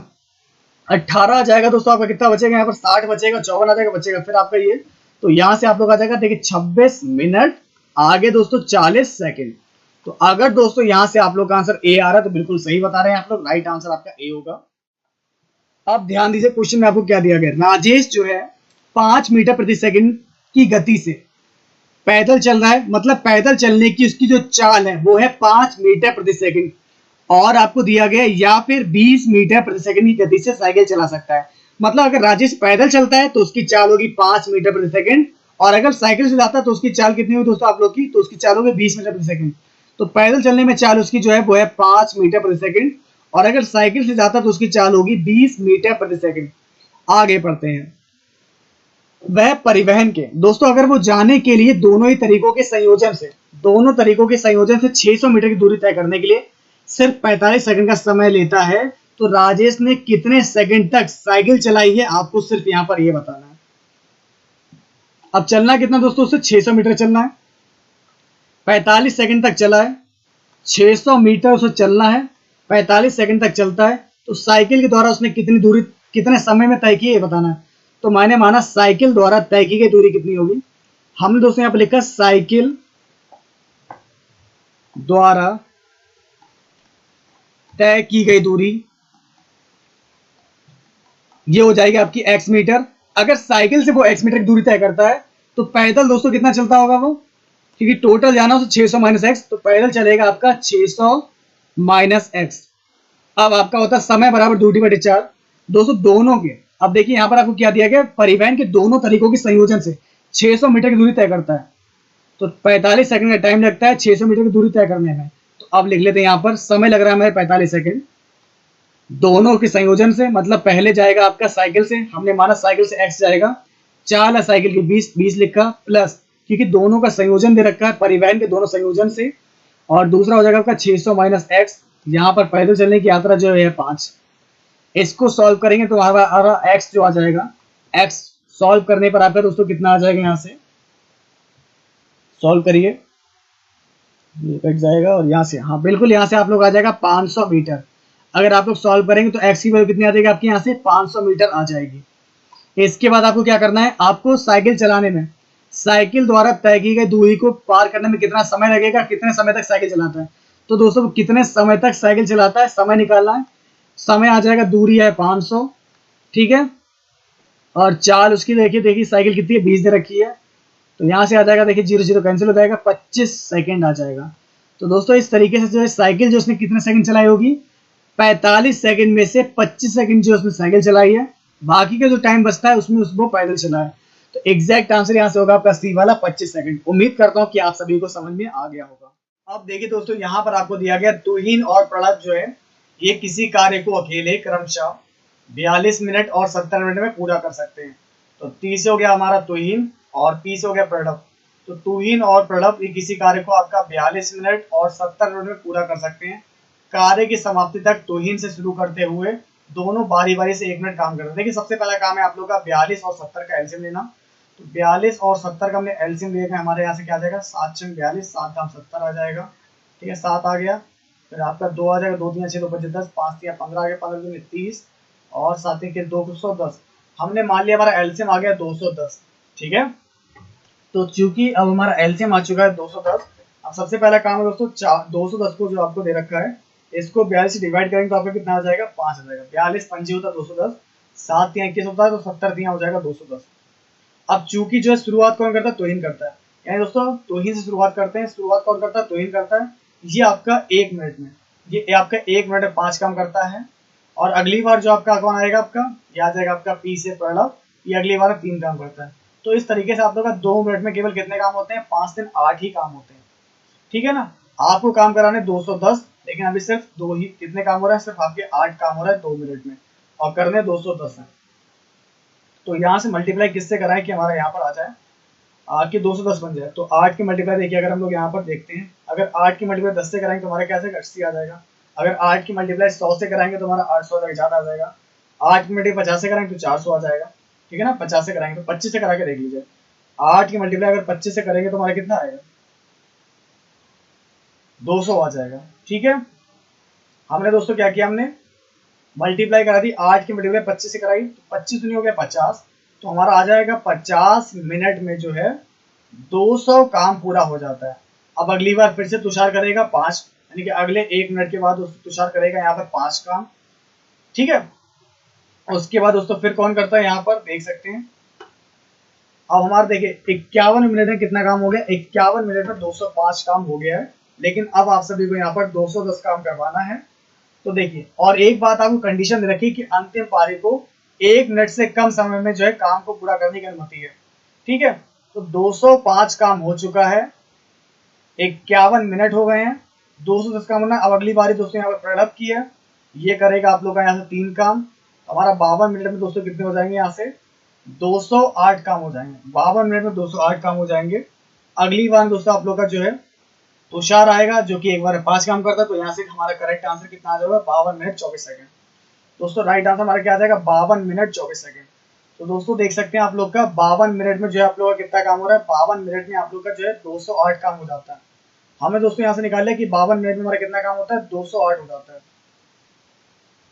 52 मिनट में 208 काम हो जाता है। अगली बार में आप लोग का कौन आएगा, 5 आएगा, लेकिन हमें काम चाहिए सिर्फ 2। तो यहाँ से लिखेंगे 2 और यहाँ पर आ जाएगा आप लोग सीधे क्या, यहाँ पर आ जाएगा 2/5।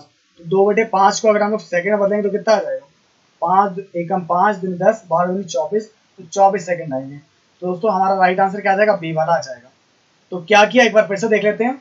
आपको दिया गया था तुहीन और प्रणव, ये एक काम को 42 मिनट में कर सकता है, ये काम को 70 मिनट में कर सकता है। हमने एलसीएम लिया, हमारा एलसीएम आ गया 210, 42 पंजे 210, 70 तियां 210। फिर हमने देखा कि पहले काम शुरू कौन कर रहा है, तुहीन काम शुरू करता है, यानी तुहीन जो है तुहीन काम शुरू करता है, ये 1 मिनट में जो है 5 काम करता है।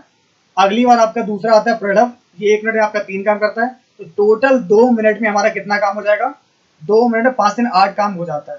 फिर हमने यहाँ पर इसकी मल्टीप्लाई करी 52 से, ठीक है ना, सॉरी इसकी मल्टीप्लाई करी हमने यहाँ पर 26 से। तो 26 से मल्टीप्लाई करेंगे हमारा कितना आ जाएगा, यहाँ से देख सकते हैं आप लोग, 26 की मल्टीप्लाई 8 से करेंगे हमारा आ गया 208।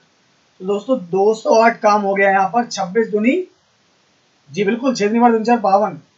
तो 52 मिनट में केवल 208 काम होगा। अगली बार आपका तुषार आएगा 1 मिनट के लिए, ठीक है ना। तो 1 मिनट में ये काम करता है 5, लेकिन अब हमें 5 काम तो चाहिए नहीं, हमें चाहिए दोस्तों 210 तक। 8 हो चुका, हमें चाहिए यहाँ पर 2। तो 2 बनाने के लिए दोस्तों क्या करेंगे, हम लोग उसको 5 से डिवाइड कर देंगे। तो 5 से डिवाइड करेगा, और 2 बनाने के लिए 2 से मल्टीप्लाई करेंगे, 2 से मल्टीप्लाई कर दिया। तो हमारा यहाँ से आ जाएगा 2/5 मिनट में कितना काम होगा, 2 काम हो जाएगा, और ये बन जाएगा 210। और इधर हमने 2/5 को बदला सेकंड में, ये मिनट दे रखा था 2/5 मिनट का भाग था, इसको सेकंड में 24 सेकंड आ गया। तुम्हारा एग्जैक्ट आंसर हो जाएगा 52 मिनट 24 सेकंड, ठीक है।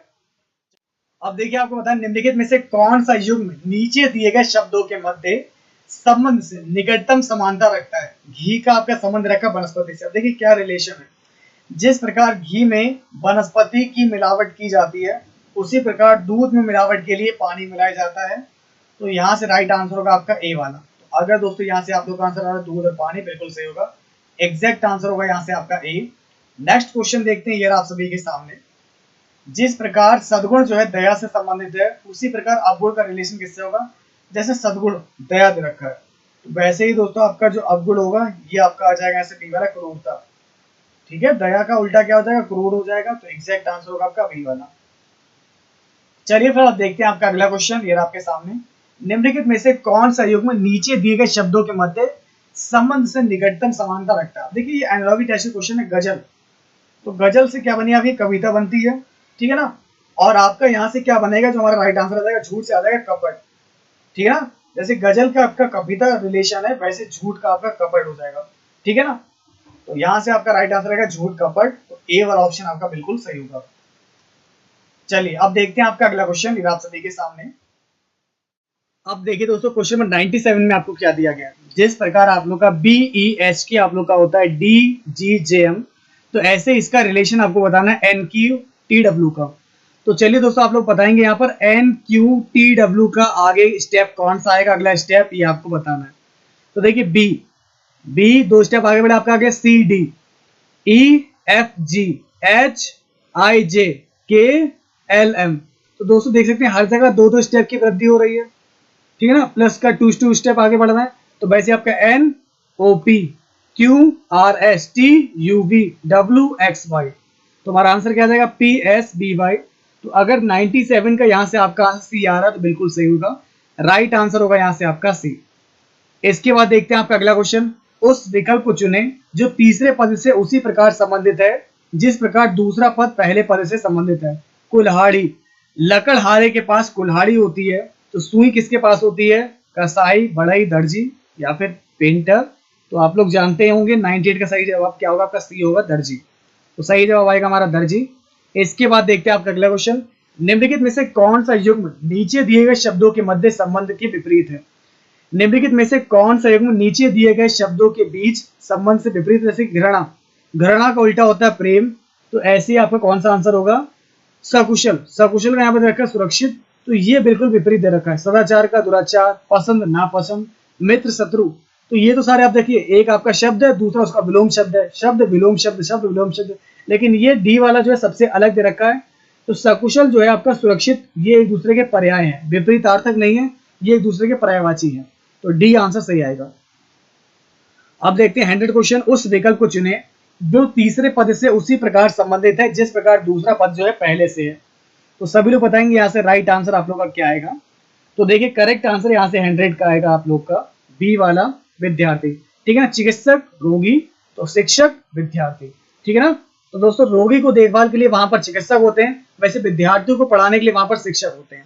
ठीक है, तो यहाँ से राइट आंसर आपका क्या हो जाएगा? ये हो जाएगा आपका शिक्षक। जैसे कि आपका जो चिकित्सक होता है ये रोगी को ठीक करता है, वैसे शिक्षक जो होता है विद्यार्थी को पढ़ाता है। तो अगर दोस्तों यहाँ से आप लोग का आंसर बी आ रहा है, बिल्कुल सही होगा, राइट आंसर यहाँ से क्या होगा? आपका बी होगा। क्लियर है, कोई डाउट तो नहीं है? चलिए इसके बाद देखते हैं हमारा अगला क्वेश्चन। तो हमारा आंसर बी है। अब आप सभी को यहाँ पर ये बताना है, एक श्रृंखला दी गई है, इसमें प्रश्नवाचक के चिन्ह पर क्या आएगा आपको यहाँ पर ये बताना है। A1Y25C3G 7W 23O, आगे क्या आएगा आपको बताना है। अब देखिए दोस्तों यहाँ पर आपका क्या स्टेप चल रहा है, ये आप सभी को बहुत ही समझने की जरूरत है। अब देखिए ए जो आपका 1 नंबर पे आता है, बाई आप लोग का 25 पर है, सी 3 नंबर पे है, जी आप लोग का 7 नंबर पे है, डब्ल्यू आप लोग का जो है 23 प्लेस पर आता है, तो ओ किस स्थान पर आएगा आपको ये बताना है।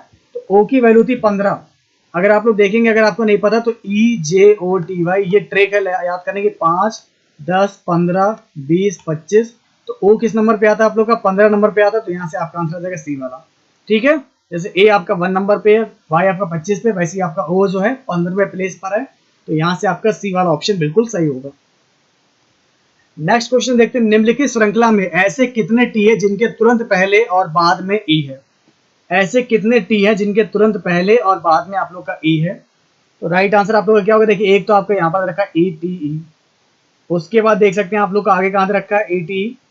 देखिए दोस्तों आप लोग को और भी यहाँ पर दे रखे हैं बीच में, ये टी है, तो देख सकते हैं यहाँ पर आपका ये रहा ETE, एक आपका ये हो जाएगा, दूसरा ATE, तीसरा आप लोग देख सकते हैं यहाँ से आपका ये ETE बन गया। फिर आप लोग देख सकते हैं यहाँ पर कौन सा बन रहा है आपका, ये देखिए आप लोग यहाँ देख सकते हैं आपका ET और आगे आपका E दे रखा है, ये बन गया। ठीक है, फिर एक आपका ये बन जाएगा ETE और एक आप लोग का यहाँ पर ये बन रहा है। तो कितने हो गए दोस्तों यहाँ से? 1, 2, 3, 4, 5, 6, 7। तो दोस्तों एक और कहीं पर आपका बन रहा है ETE। तो दोस्तों यहाँ पर देख सकते हैं लास्ट स्टेप में भी आप लोग का एक बन रहा है ETE और यहाँ पर भी देख सकते हैं आपका, देखिए एक ही आपका ये बन रहा है ETE। तो कितने हो गए दोस्तों? आपके 8 होगा। तो एग्जैक्ट आंसर हमारा आ जाएगा डी वाला। तो टोटल ऐसे कितने हमारे टी हैं जिनके तुरंत पहले और बाद में हमारा ई आता है, तो टोटल 8 है। ओके, तो राइट आंसर हमारा कितना हो जाएगा? 8 हो जाएगा। अब देखते हैं आपका अगला क्वेश्चन। दी गई श्रृंखला में प्रश्नवाचक चिन्ह के स्थान पर क्या लिखा जाएगा? चलिए बताइए, यहां पर आपका क्या आएगा ये आप सभी को बताना है। Question number 103, 8H 24X 7G 15O 17, तो आगे क्या आएगा आपको यहाँ पर ये बताना है। फिलहाल सही जवाब होगा आपका क्यों।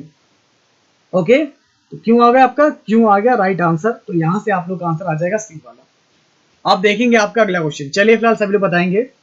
104 में आपको श्रृंखला दे रखी है, तो प्रश्नवाचक चिन्ह के स्थान पर आपका क्या आएगा? आप सभी को यहाँ पर ये बताना है। ध्यान से पढ़ेंगे सभी लोग, चारों ऑप्शन आपकी स्क्रीन पर। B2I9R18T20H, तो दोस्तों आपका बी जो है दूसरे नंबर पे आता है, फिर से वही चीज है। I 9 नंबर पे, R18, T20, तो H किस नंबर पे आता है आपका? A B C D E F G H. H किस पे आ रहा है आपका? 1 2 3 4 5 6 7 8, 8 नंबर पे आ रहा है आपका। तो इसलिए दोस्तों यहाँ से आपका राइट आंसर हो जाएगा सी वाला। नेक्स्ट क्वेश्चन देखते हैं, A B B C C C D D D D, इसका 29वां अक्षर क्या होगा? दोस्तों यहाँ पर आप लोग देख सकते हैं इसका 29वां अक्षर आपको निकालना है। तो यहाँ तक आपके कितने अक्षर होगा? देखिए एक। आइए दोस्तों लगाते हैं इस क्वेश्चन को, बहुत ही अच्छा क्वेश्चन है। ऐसे क्वेश्चन आपके एग्जाम में आए तब देखिए ये क्वेश्चन आप लोग के नॉर्मल लेवल के हो गए। तो सारे इजी वाले क्वेश्चन आपके साथ डिस्कस कर लिए। अब देखिए आपका यहाँ पर हो गया ये एक, ये हो गया दोस्तों यहाँ पर कितना? 2 है। ये आपका 3 बार आ रहा है, फिर ऐसे 4 बार आपका डी आ रहा है। ठीक है, तो कितने अक्षर हो गए आप लोग? यहाँ तक ही 10 अक्षर हो गए। तो ऐसे आप लोग कितने अक्षर बताने? 29वां अक्षर निकालना है। तो 11 से 15 तक हमारा आ जाएगा दोस्तों ई आ जाएगा। ठीक है, 16 से 21 तक हमारा क्या आ जाएगा दोस्तों? हमारा यहाँ पर एफ आ जाएगा। और 22 से लेकर 28 तक हमारा क्या आ जाएगा? जी आ जाएगा। और आपको 29वां निकालना है, यानी कि आपका 29वां कौन सा होगा? देखिए 29वां से लेकर आपके 36 तक आपका एच आएगा। तो राइट आंसर हमारा क्या हो जाएगा? सही जवाब होगा हमारे यहाँ से एच। तो अगर यहाँ से आपका आंसर सी आ रहा बिल्कुल सही है, करेक्ट आंसर होगा आपका एच। चलिए दोस्तों अगला क्वेश्चन ये आप लोग बताएंगे, निम्नलिखित श्रृंखला में ऐसे कितने टी हैं जिनके तुरंत बाद आई ई है? ऐसे कितने टी हैं जिनके तुरंत बाद आपका आई ई है? तो ये तो अब आप लोग लगा ही लेंगे। तो मैं सीधे आपको डायरेक्ट आंसर बता देता हूं। जैसे कि आप लोग देख सकते हैं जिनके तुरंत बाद आप लोग का आई, ऐसे कितने टी हैं? तो देख सकते हैं टी के बाद आप लोग का आई ई ये दे रखा है। ठीक है, टी के बाद आप लोग का आई ई ये दे रखा है, टाई दे रखा है, ये भी आपका टाई दे रखा है, और यहाँ पर भी आपका एक टाई दे रखा है। ठीक है ना, टी आई ई आपको दे रखा है। तो कितने होगा दोस्तों? यहाँ से आप लोग का एग्जैक्ट आंसर आ जाएगा डी वाला 5 है। तो 1 2 3 4 और 5। नेक्स्ट क्वेश्चन, रमेश उत्तर की ओर जाता है, दाएं मुड़ता है, फिर से दाएं मुड़ता है और फिर बाएं जाता है। अब रमेश किस दिशा की ओर जा रहा है? बताइए सब लोग। अब देखिए रमेश पहले उत्तर की ओर जाता है, फिर दाएं मुड़ता है। सबसे पहले रमेश जो उत्तर की ओर गया, फिर दाएं मुड़ा, फिर दाएं मुड़ता है, और फिर वह आप लोग का बाएं जाता है। तो अब वो किस दिशा में जा रहा है दोस्तों? ये डायरेक्शन कौन सी है? अगर ये दोस्तों आपकी उत्तर होती है, नीचे दक्षिण होती है, इधर पूरब होती, तो दोस्तों पूरब इधर होती है, पश्चिम आपकी इधर होती है। तो ये किस दिशा में जा रहा है? तो ये जो है आप लोग का फिलहाल ये पूरब दिशा में जा रहा है। तो राइट आंसर होगा यहाँ से आपका ए वाला पूरब। ओके, एग्जैक्ट आंसर हमारा क्या जाएगा? पूरब आएगा। अब देखते हैं हमारा अगला क्वेश्चन, सुनीता दक्षिण की ओर जाती है, बाएं मुड़ती है, फिर दाएं मुड़ती है और फिर जो है बाएं जाती है। तो अब सुनीता किस दिशा की ओर जा रही है ये आप सभी को बताना है। तो चलिए दोस्तों आपको बताते हैं, सुनीता जो है ये दक्षिण की ओर जाती है, फिर बाएं मुड़ती है, फिर दाएं मुड़ती है। तो सबसे पहले सुनीता जो है दक्षिण की ओर गई, फिर दक्षिण से दोस्तों क्या मुड़ी? बाएं मुड़ती है। चलिए बाएं मुड़ती है, फिर आपका दाएं मुड़ती है, इधर गई, दाएं मुड़ने के बाद फिर बाएं मुड़ती है, फिर इधर आती है। तो अब सुनीता किस दिशा की ओर जा रही है? तो ये दिशा आप लोग के दोस्तों किधर है? दिशा ये आपकी अभी भी पूरब दिशा है। तो यहाँ से राइट आंसर हमारा आ जाएगा ए वाला पूरब दिशा। तो हमारे जिस भी दोस्त का आंसर ए आ रहा बिल्कुल सही है। बाकी लोग ध्यान से करेंगे, सारे क्वेश्चन बहुत ही सिंपल है। आप प्रश्न संख्या 109 और 110 में आपको क्या दिया गया? दिए गए प्रश्नों को पढ़े और निर्णय करें कि अनुसरण करने वाले कौन से तर्क जो है प्रभावशाली हैं। जैसे दोस्तों आपको दिया गया, भारत जो है, भारत के किसी श्रीमंत परिवार से न आने वाले किसी बच्चे को क्या आपने जुनून का अनुसरण करने देना चाहिए? दोस्तों भारत के किसी श्रीमंत परिवार से न आने वाले किसी बच्चे को क्या जुनून का अनुसरण करना देना चाहिए? हाँ या फिर नहीं? तो सभी लोग बताएंगे राइट आंसर 9 का क्या होगा हमारे यहाँ से।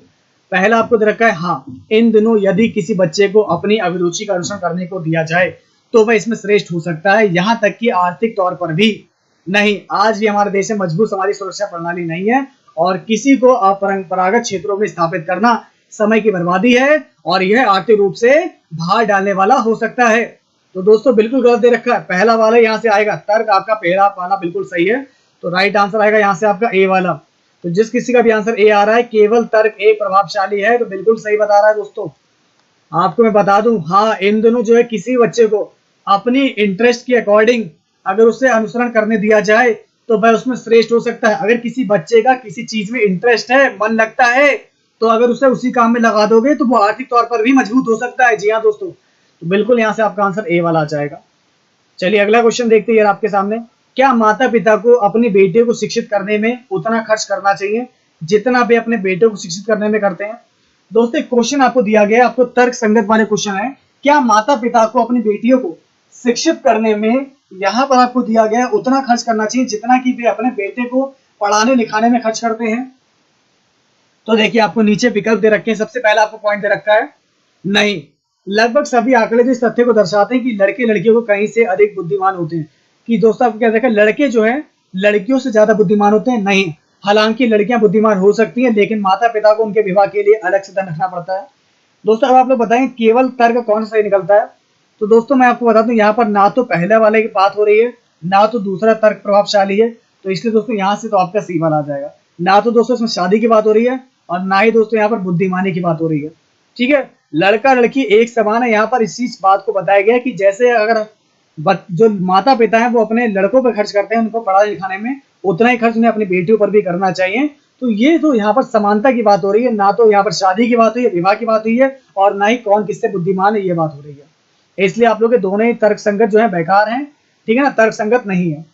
अगला क्वेश्चन देखते हैं आपके सामने। पहला आपको क्वेश्चन दिया गया, क्या किसी क्रिकेट टीम के मैच के दौरान, दोस्तों आपको क्या दिया गया, क्या किसी क्रिकेट टीम के मैच के दौरान एक से अधिक कप्तान होने चाहिए? नहीं। किसी एक को मौके पर निर्णय लेने होते हैं, या वहां इतना समय नहीं होता कि मैदान पर कप्तानों के बीच परस्पर विरोधी विचार होने पर उन्हें सुलझाया जाए। यदि ऐसा परिदृश्य उपस्थित हो जाए तो फिर क्या करेंगे? हाँ, निर्णय लेने से पहले किसी निर्णय तक पहुंचने के लिए एक से अधिक मस्तिष्कों का होना हमेशा ही बेहतर होता है। दोस्तों आपको बता दें, दूसरी वाली बात तो बिल्कुल गलत दे रखी है। एक से अधिक मस्तिष्कों की बात ही नहीं है, बिल्कुल नहीं होगा। क्या आप लोग का मैच की टीम में आप लोगों ने देखा कि एक टीम में जो है एक से अधिक कप्तान है? नहीं दोस्तों, कप्तान एक ही होना चाहिए, ताकि जैसे मौका आए तो निर्णय लेना पड़े उसे। तो इतना समय नहीं होता है कि मैदान पर कप्तानों के बीच आपस में वो लड़ते रहे कि नहीं ये नहीं होगा वो नहीं होगा। तो इसलिए दोस्तों उन्हें जो है सुलझाया जाए। तो यदि ऐसा परिदृश्य उपस्थित होता है तो बिल्कुल नहीं होना चाहिए। यहाँ से राइट आंसर आ जाएगा फर्स्ट वाला। तो केवल तर्क फर्स्ट आप लोग का तर्क संगत है। तो यहाँ से आपका आ जाएगा केवल तर्क एक जो है प्रभावशाली है। तो ए वाला ऑप्शन बिल्कुल सही होगा। इसके बाद देखते हैं हमारा अगला क्वेश्चन दिया गया, नीचे दी गई संख्याओं में से कौन सी वर्ग संख्या नहीं है? अब दोस्तों कौन संख्या वर्ग संख्या नहीं है? 1225 रूट करेंगे ये आपका 35 होता है। 2025 इसका रूट करेंगे आपका कितना हो जाएगा? 45 होता है। और 4225 ये होता है आप लोग का फिलहाल 6 और 5 65 का होता है। ये नहीं होता है। तो दोस्तों यहाँ से राइट आंसर आपका आ जाएगा सी वाला। तो अगर यहाँ से आप लोग का राइट आंसर सी आ रहा बिल्कुल सही होगा। ये आपकी संख्या वर्ग संख्या नहीं है। नेक्स्ट क्वेश्चन देखते हैं, ये आप सभी के सामने क्वेश्चन नंबर 13 आपकी स्क्रीन पर। समीकरण को हल करने के लिए सबसे उपयुक्त विकल्प को चुनिए। दोस्तों सब बोर्ड मास नियम का प्रयोग करना है। सबसे पहले ब्रैकेट सॉल्व करेंगे। ब्रैकेट में आप लोग को डिवीजन रखा है, तो ब्रैकेट में सबसे अंदर डिवीजन करेंगे। तो 8 को 2 से डिवाइड करना है आप लोग को। 4 दूनी 8, ठीक है ना। 2 4 जा 8, आपका यहाँ से सॉल्व करने होगा 4 आ जाएगा। 16 में से 4 को माइनस करना है, तो कितना बचेगा आप लोग यहाँ से? जी बिल्कुल 12 बचेगा। अब 12 को डिवाइड करना है 3 से, इधर मल्टीप्लाई रखे 60 को डिवाइड करना है 5 से। तो पहले करेंगे डिवाइड, इधर इसको डिवाइड करेंगे 3 चौक 12, इधर इसको डिवाइड करेंगे 12 पंजे 60, और बीच में इसको सॉल्व किया हमारा 12 आ गया, इसको सॉल्व किया हमारा कितना आ गया? 4 आ गया। इनकी मल्टीप्लाई कर देंगे, 12 चौक आ जाएगा 48। तो दोस्तों यहाँ से हमारा राइट आंसर क्या आ जाएगा? 48 आ जाएगा। तो अगर दोस्तों यहाँ से आप लोग का आंसर 48 आ रहा है तो बिल्कुल सही है। एग्जैक्ट आंसर हमारा क्या होगा? ये होगा ए वाला। क्लियर है? कोई डाउट तो नहीं है? अगर आपको डाउट लगे तो पूछ लीजिएगा। इसके बाद दोस्तों हमारा अगला सेक्शन जो 114 से वो आप लोग का है मानसिक अभिरुचि, बुद्धिलब्धि और तार्किक क्षमता। मतलब इसके बाद के आप कुछ रीजनिंग के क्वेश्चन है इंपॉर्टेंट, जैसे आप लोग एग्जाम में किसी भी एग्जाम में देख सकते हैं, तो वो हम लोग सॉल्व करेंगे हिंदी के बाद। अभी हम लोग हिंदी सॉल्व कर लेते हैं। हिंदी में जितने भी महत्वपूर्ण प्रश्न आए हैं उन सभी को आपको बता देते हैं कि कौन से चैप्टर से कितने क्वेश्चन पूछे जा रहे हैं, उसका भी एनालिसिस कर लेते हैं। उसके बाद रीजनिंग पढ़ेंगे। तो चलिए फिलहाल अब देखते हैं हमारा हिंदी सेक्शन, जिसमें आप लोग के 37 क्वेश्चन पूछे गए थे। 37 के 37 क्वेश्चन अब डिस्कस करेंगे। तो आइए देखते हैं। अब देखिए दोस्तों, यहाँ पर हिंदी में क्वेश्चन का लेवल कैसा है, किस टाइप के क्वेश्चन आपके एग्जाम में पूछे गए थे, उसी हिसाब से आप लोग अपनी तैयारी करनी चाहिए। अनिल और अनल, इसका सही अर्थ देने वाले का शब्द युग्म कौन सा है? अब चलिए मैं आपको बताता हूँ 39 का राइट आंसर क्या होगा। देखिए अनिल का मतलब होता है वायु, और अनल पावक दहन, ये अग्नि के पर्यायवाची है। तो जिसका भी आंसर यहाँ पर ए आया होगा बिल्कुल सही है। राइट आंसर आपका है ए। नेक्स्ट क्वेश्चन, पराजय में उपसर्ग क्या है? पराजय में उपसर्ग क्या है? 40 का एग्जैक्ट आंसर होगा हमारे यहाँ से सी वाला, परा। तो दोस्तों यहाँ पर उपसर्ग है हमारा परा। नेक्स्ट क्वेश्चन देखते हैं अब आपसे आपके सामने, लिखावट में प्रत्यय कौन सा लगा? आवट या फिर बट? तो लिख के आगे अगर हम लोग आवट लगा देते हैं तो लिखावट बन जाता है, इसलिए आपका आवट आएगा। क्लियर है? ओके। अब देखते हैं आपका अगला क्वेश्चन है, महोत्सव। महोत्सव का संधि विच्छेद क्या होगा और कौन सी संधि है ये भी आपको बताना है। देखिए महा प्लस उत्सव, ठीक है ना, जब आप लोग का आपका बड़ा आ और ऊ मिलकर ओ बनाते हैं तो वहाँ पर आपकी गुण संधि होती है। दोस्तों गुण संधि में आपका छोटा आ और बड़ा, ठीक है ना, आ और आ के बाद ई ऊ या फिर री स्वर आने पर क्रमशः ए का ओ और आपका अर हो जाता है, तो वहाँ पर आप लोग का गुण संधि होती है। तो राइट आंसर होगा हमारे यहाँ से महा प्लस उत्सव, बी वाला ऑप्शन बिल्कुल सही होगा। 42 के बाद देखते हैं हमारा अगला क्वेश्चन है, ये आप सभी के सामने 43। मैंने घर जाना था। दोस्तों अब आप सभी को यहाँ पर ये दिया गया है, मैंने घर जाना था, वाक्य में गलती क्या है? गलती देखते समझ आ गई, मैंने नहीं आएगा, मैंने गलत दे रखा है। मैंने की जगह पर दोस्तों आप लोगों का क्या आएगा, यहाँ पर मुझे आएगा, मुझे घर जाना है, ठीक है। तो मैंने नहीं आएगा तो ये आना चाहिए था, लेकिन आ गया आप लोग का मैंने, तो मैंने आप लोगों का गलत दिया गया है। अब देखते हैं आपका अगला क्वेश्चन। आप सभी को अब यहाँ पर ये बताना है देशभक्ति में समास कौन सा है। देश की भक्ति, देश के लिए भक्ति, यहाँ पर संप्रदान तत्पुरुष समास होगा। एग्जैक्ट आंसर है सी वाला तत्पुरुष समास। पुस्तक पढ़ी जाती है, इसमें कौन सा वाच्य होगा? दोस्तों चलिए सभी लोग बताएंगे, पुस्तक पढ़ी जाती है, इसमें आपका कौन सा वाच्य होगा? देखिए पुस्तक पढ़ी जाती है, यहाँ पर आपका कर्म वाच्य होगा। क्रिया के उस रूपांतरण को कर्म कहते हैं जिससे वाक्य में कर्म की प्रधानता का बोध होता है। जी हाँ दोस्तों, क्रिया के उस रूपांतरण को कर्म वाच्य कहते हैं जिससे वाक्य में कर्म की प्रधानता का बोध होता है। जैसे कि पुस्तक पढ़ी जाती है, अब इस वाक्य में क्या है, कर्म जो है पुस्तक है, इसकी प्रधानता है, ठीक है ना। वाक्य का लिंग वचन पुरुष कर्म के अनुसार परिवर्तित हुआ है, तो यहाँ से राइट आंसर आ जाएगा आप लोग का सी वाला। ये जो है 45 का राइट आंसर होगा हमारा कर्मवाच्य। इसके बाद देखते हैं आपका अगला क्वेश्चन, निम्नलिखित में से अव्यय क्या है? दोस्तों आप सभी को यहाँ पर ये बताना है निम्नलिखित में से अव्यय क्या है। प्राचीन, मोटा, गरीब या फिर और। तो दोस्तों मैं आप सभी को बता दूं, और जो है यहाँ पर ये समुच्चय बोधक अव्यय है। और आपका जो है आपको पता होगा, लेकिन फिर भी मैं आपको बता रहा हूँ, और हमारा जो है समुच्चय बोधक, ठीक है ना, समुच्चय बोधक अव्यय है। तो एग्जैक्ट आंसर होगा यहाँ से आप लोग का हमारा डी वाला, ठीक है ना। तो ये हमारा समुच्चय बोधक अव्यय है। दो वाक्यों को जोड़ने वाले शब्द समुच्चय बोधक कहलाते हैं, और दो प्रकार के समानाधिकरण व्यक्तिकरण के होते हैं, जैसे कि प्राचीन, मोटा, गरीब, ठीक है, ये विशेषण है। जबकि और जो है ये दो वाक्यों को जोड़ता है, दो शब्दों को भी जोड़ता है, इसलिए इसको समुच्चय बोधक अव्यय बोलते हैं। अब देखते हैं दोस्तों आपका अगला क्वेश्चन। चलिए फिलहाल सभी लोग बताएंगे, हिंदी में पूर्ण विराम का चिन्ह है। पूर्ण विराम का चिन्ह देखते समझ गए होंगे आप लोग, राइट आंसर आपका है सी वाला। ये चिन्ह आप लोग का पूर्ण विराम का है। इसके बाद देखते हैं आपका अगला क्वेश्चन दिया गया, दूध का धुला होना। दोस्तों आप सभी को बता दें, दूध का धुला होना, इस मुहावरे का अर्थ क्या होता है? तो चलिए दोस्तों, दूध का धुला होने का मतलब होता है आप लोग का निर्दोष होना। दूध का धुला होना का मतलब होता है निर्दोष होना। एग्जैक्ट आंसर होगा यहाँ से आपका ए। अब देखते हैं आपका अगला क्वेश्चन, जिसकी लाठी उसकी भैंस, इस लोकोक्ति का सही अर्थ क्या होगा? जिसकी लाठी उसकी भैंस, इस लोकोक्ति का अर्थ है शक्ति संपन्न आदमी अपना काम बना लेता है। तो दोस्तों यहाँ से राइट आंसर होगा बी वाला, कि शक्ति संपन्न व्यक्ति जो है अपना काम बना लेता होगा, ये इसका अर्थ होगा। अब देखते हैं आपका अगला क्वेश्चन। चलिए फिलहाल सभी लोग बताएंगे यहाँ से, वीर रस का स्थायी भाव क्या है? दोस्तों वीर रस का स्थायी भाव होता है उत्साह।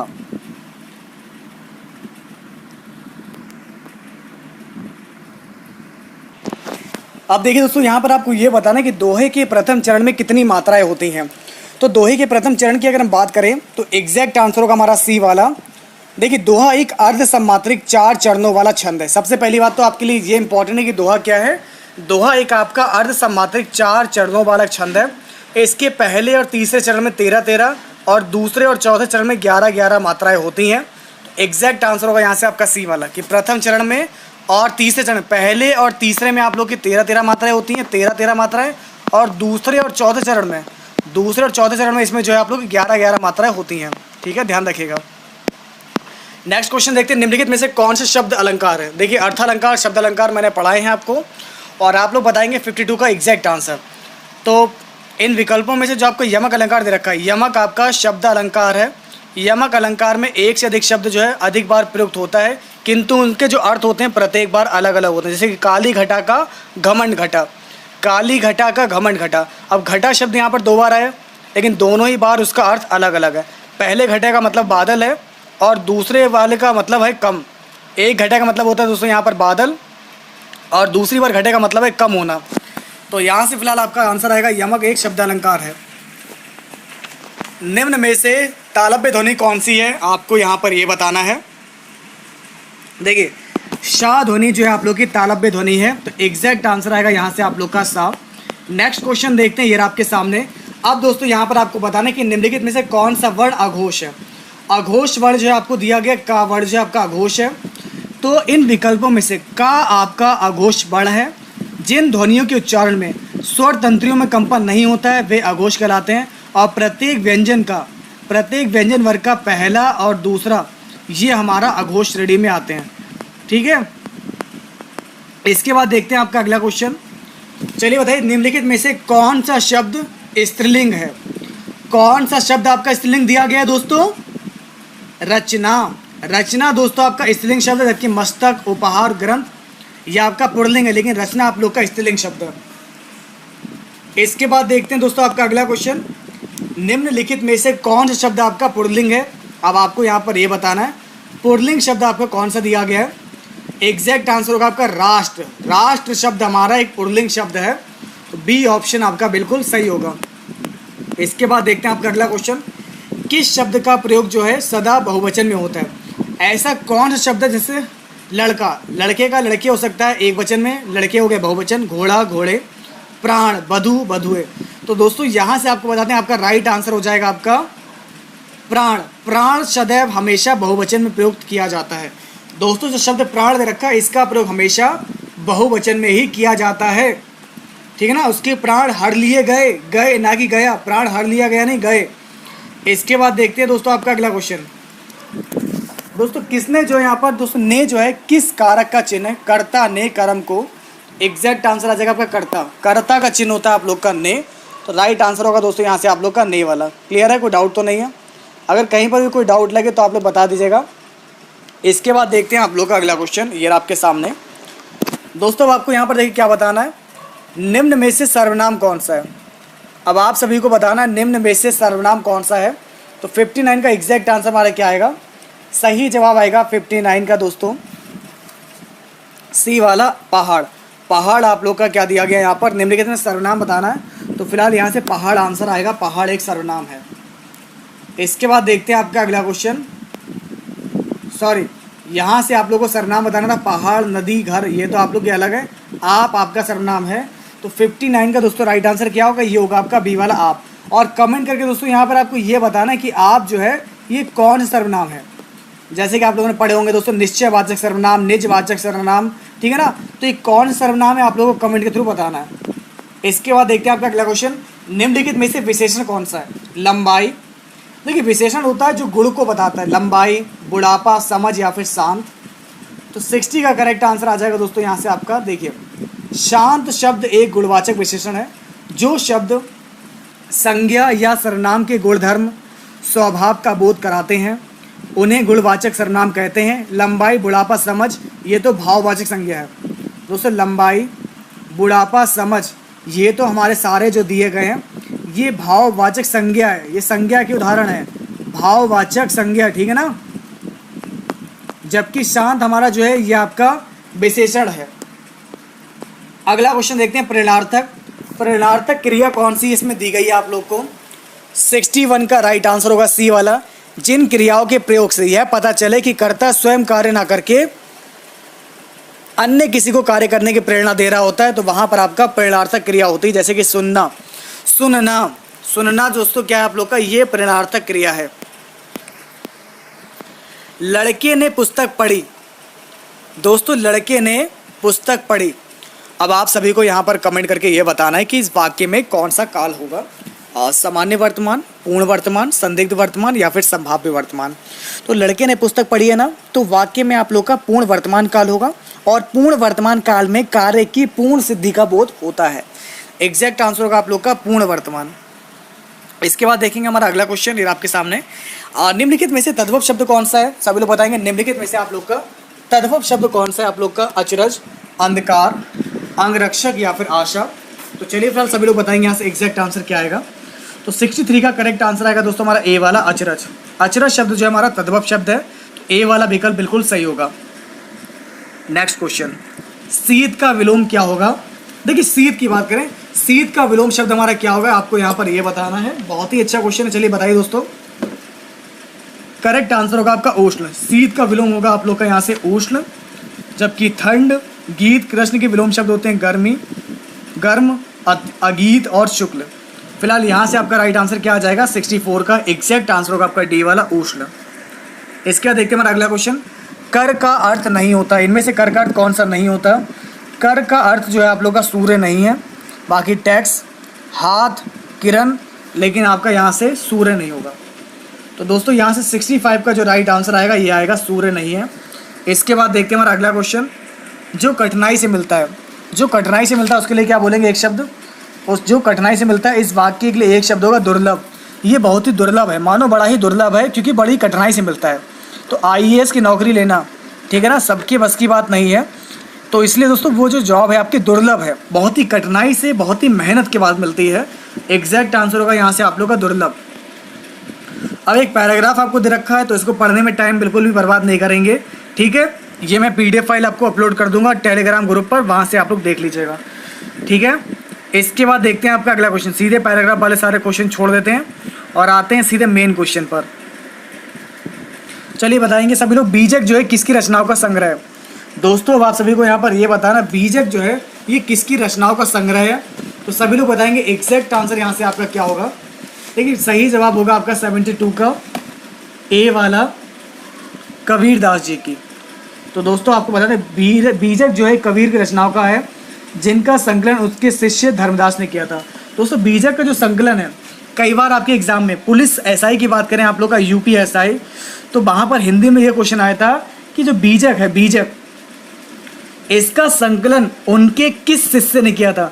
उनका एक शिष्य था धर्मदास, जिसका नाम था धर्मदास। तो दोस्तों बीजक का जो है संग्रह, संकलन जो किया था, ये किया था धर्मदास ने। क्लियर है, कोई डाउट तो नहीं है? चलिए अब देखते हैं आप लोग का नेक्स्ट क्वेश्चन इधर आपके सामने। तो जैसा कि दोस्तों अब आपको बताना है, कामयानी के रचनाकार कौन है? जयशंकर प्रसाद, सुमित्रानंदन पंत, सूर्यकांत त्रिपाठी निराला या फिर महादेवी वर्मा। तो एग्जैक्ट आंसर होगा कामयानी के रचनाकार हैं आप लोग के जयशंकर प्रसाद। तो दोस्तों अगर यहाँ से आपका आंसर ए आ रहा है, बिल्कुल सही होगा। इसके बाद देखते हैं हमारा नेक्स्ट क्वेश्चन दिया गया, गोदान किसका उपन्यास है? गबन गोदान मुंशी प्रेमचंद्र का उपन्यास है। बहुत ही सिंपल क्वेश्चन है, कई बार मैंने आप लोगों के साथ डिस्कस भी किया है, ये क्वेश्चन आपके एग्जाम में रिपीट हो जाता है। सही जवाब होगा आपका बी वाला। तो ये था फिलहाल आपका हिंदी में। तो देखा होगा, देखिए हिंदी का पेपर कितना ईजी आया था, बहुत हार्ड नहीं था, सारे क्वेश्चन नॉर्मल ही थे। अब हम लोग देखेंगे यहाँ पर रीजनिंग सेक्शन भाग 4। तो रीजनिंग के भी आपके 37 क्वेश्चन पूछे जाते हैं, क्या उनका लेवल रहता है, किस प्रकार से क्वेश्चन आपके एग्जाम में पूछे जा रहे हैं, वो सारी चीज़ें मैं आप लोगों के साथ डिस्कस करने वाला हूँ। तो चलिए फिलहाल आइए देखते हैं। अब देखिए दोस्तों यहाँ पर रीजनिंग में क्वेश्चन पहला ही देखिए कितना अच्छा क्वेश्चन है। दिए गए विकल्पों में से चित्र 3 जो है किससे जो है ठीक उसी प्रकार संबंधित है जैसे कि 2 आपका पहले से है।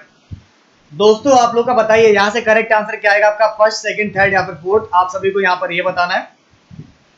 देखिए पहले आपका यहाँ पर एक ब्लॉक में आपका कलर पार्ट था, 1 में था, अगली बार में आप लोग का 1 से 2 में हो गया, यहाँ पर हो गया, और ये 4 पार्ट थे इसके फिगर में। अब की बार होगा आपका 1 2 3 4 5 6 7 8 हो गया। ऐसे दोस्तों यहाँ पर कितने पार्ट है आपके? 1 2 3 है, तो अगली बार में आप लोग के 6 पार्ट हो जाएंगे। अब देखिए 6 पार्ट इसमें तो है नहीं, अब इससे ये 6 पार्ट में है, ये है और ये है। अब देखिए 1 से आपका 1 बढ़ा है, 2 हो गया।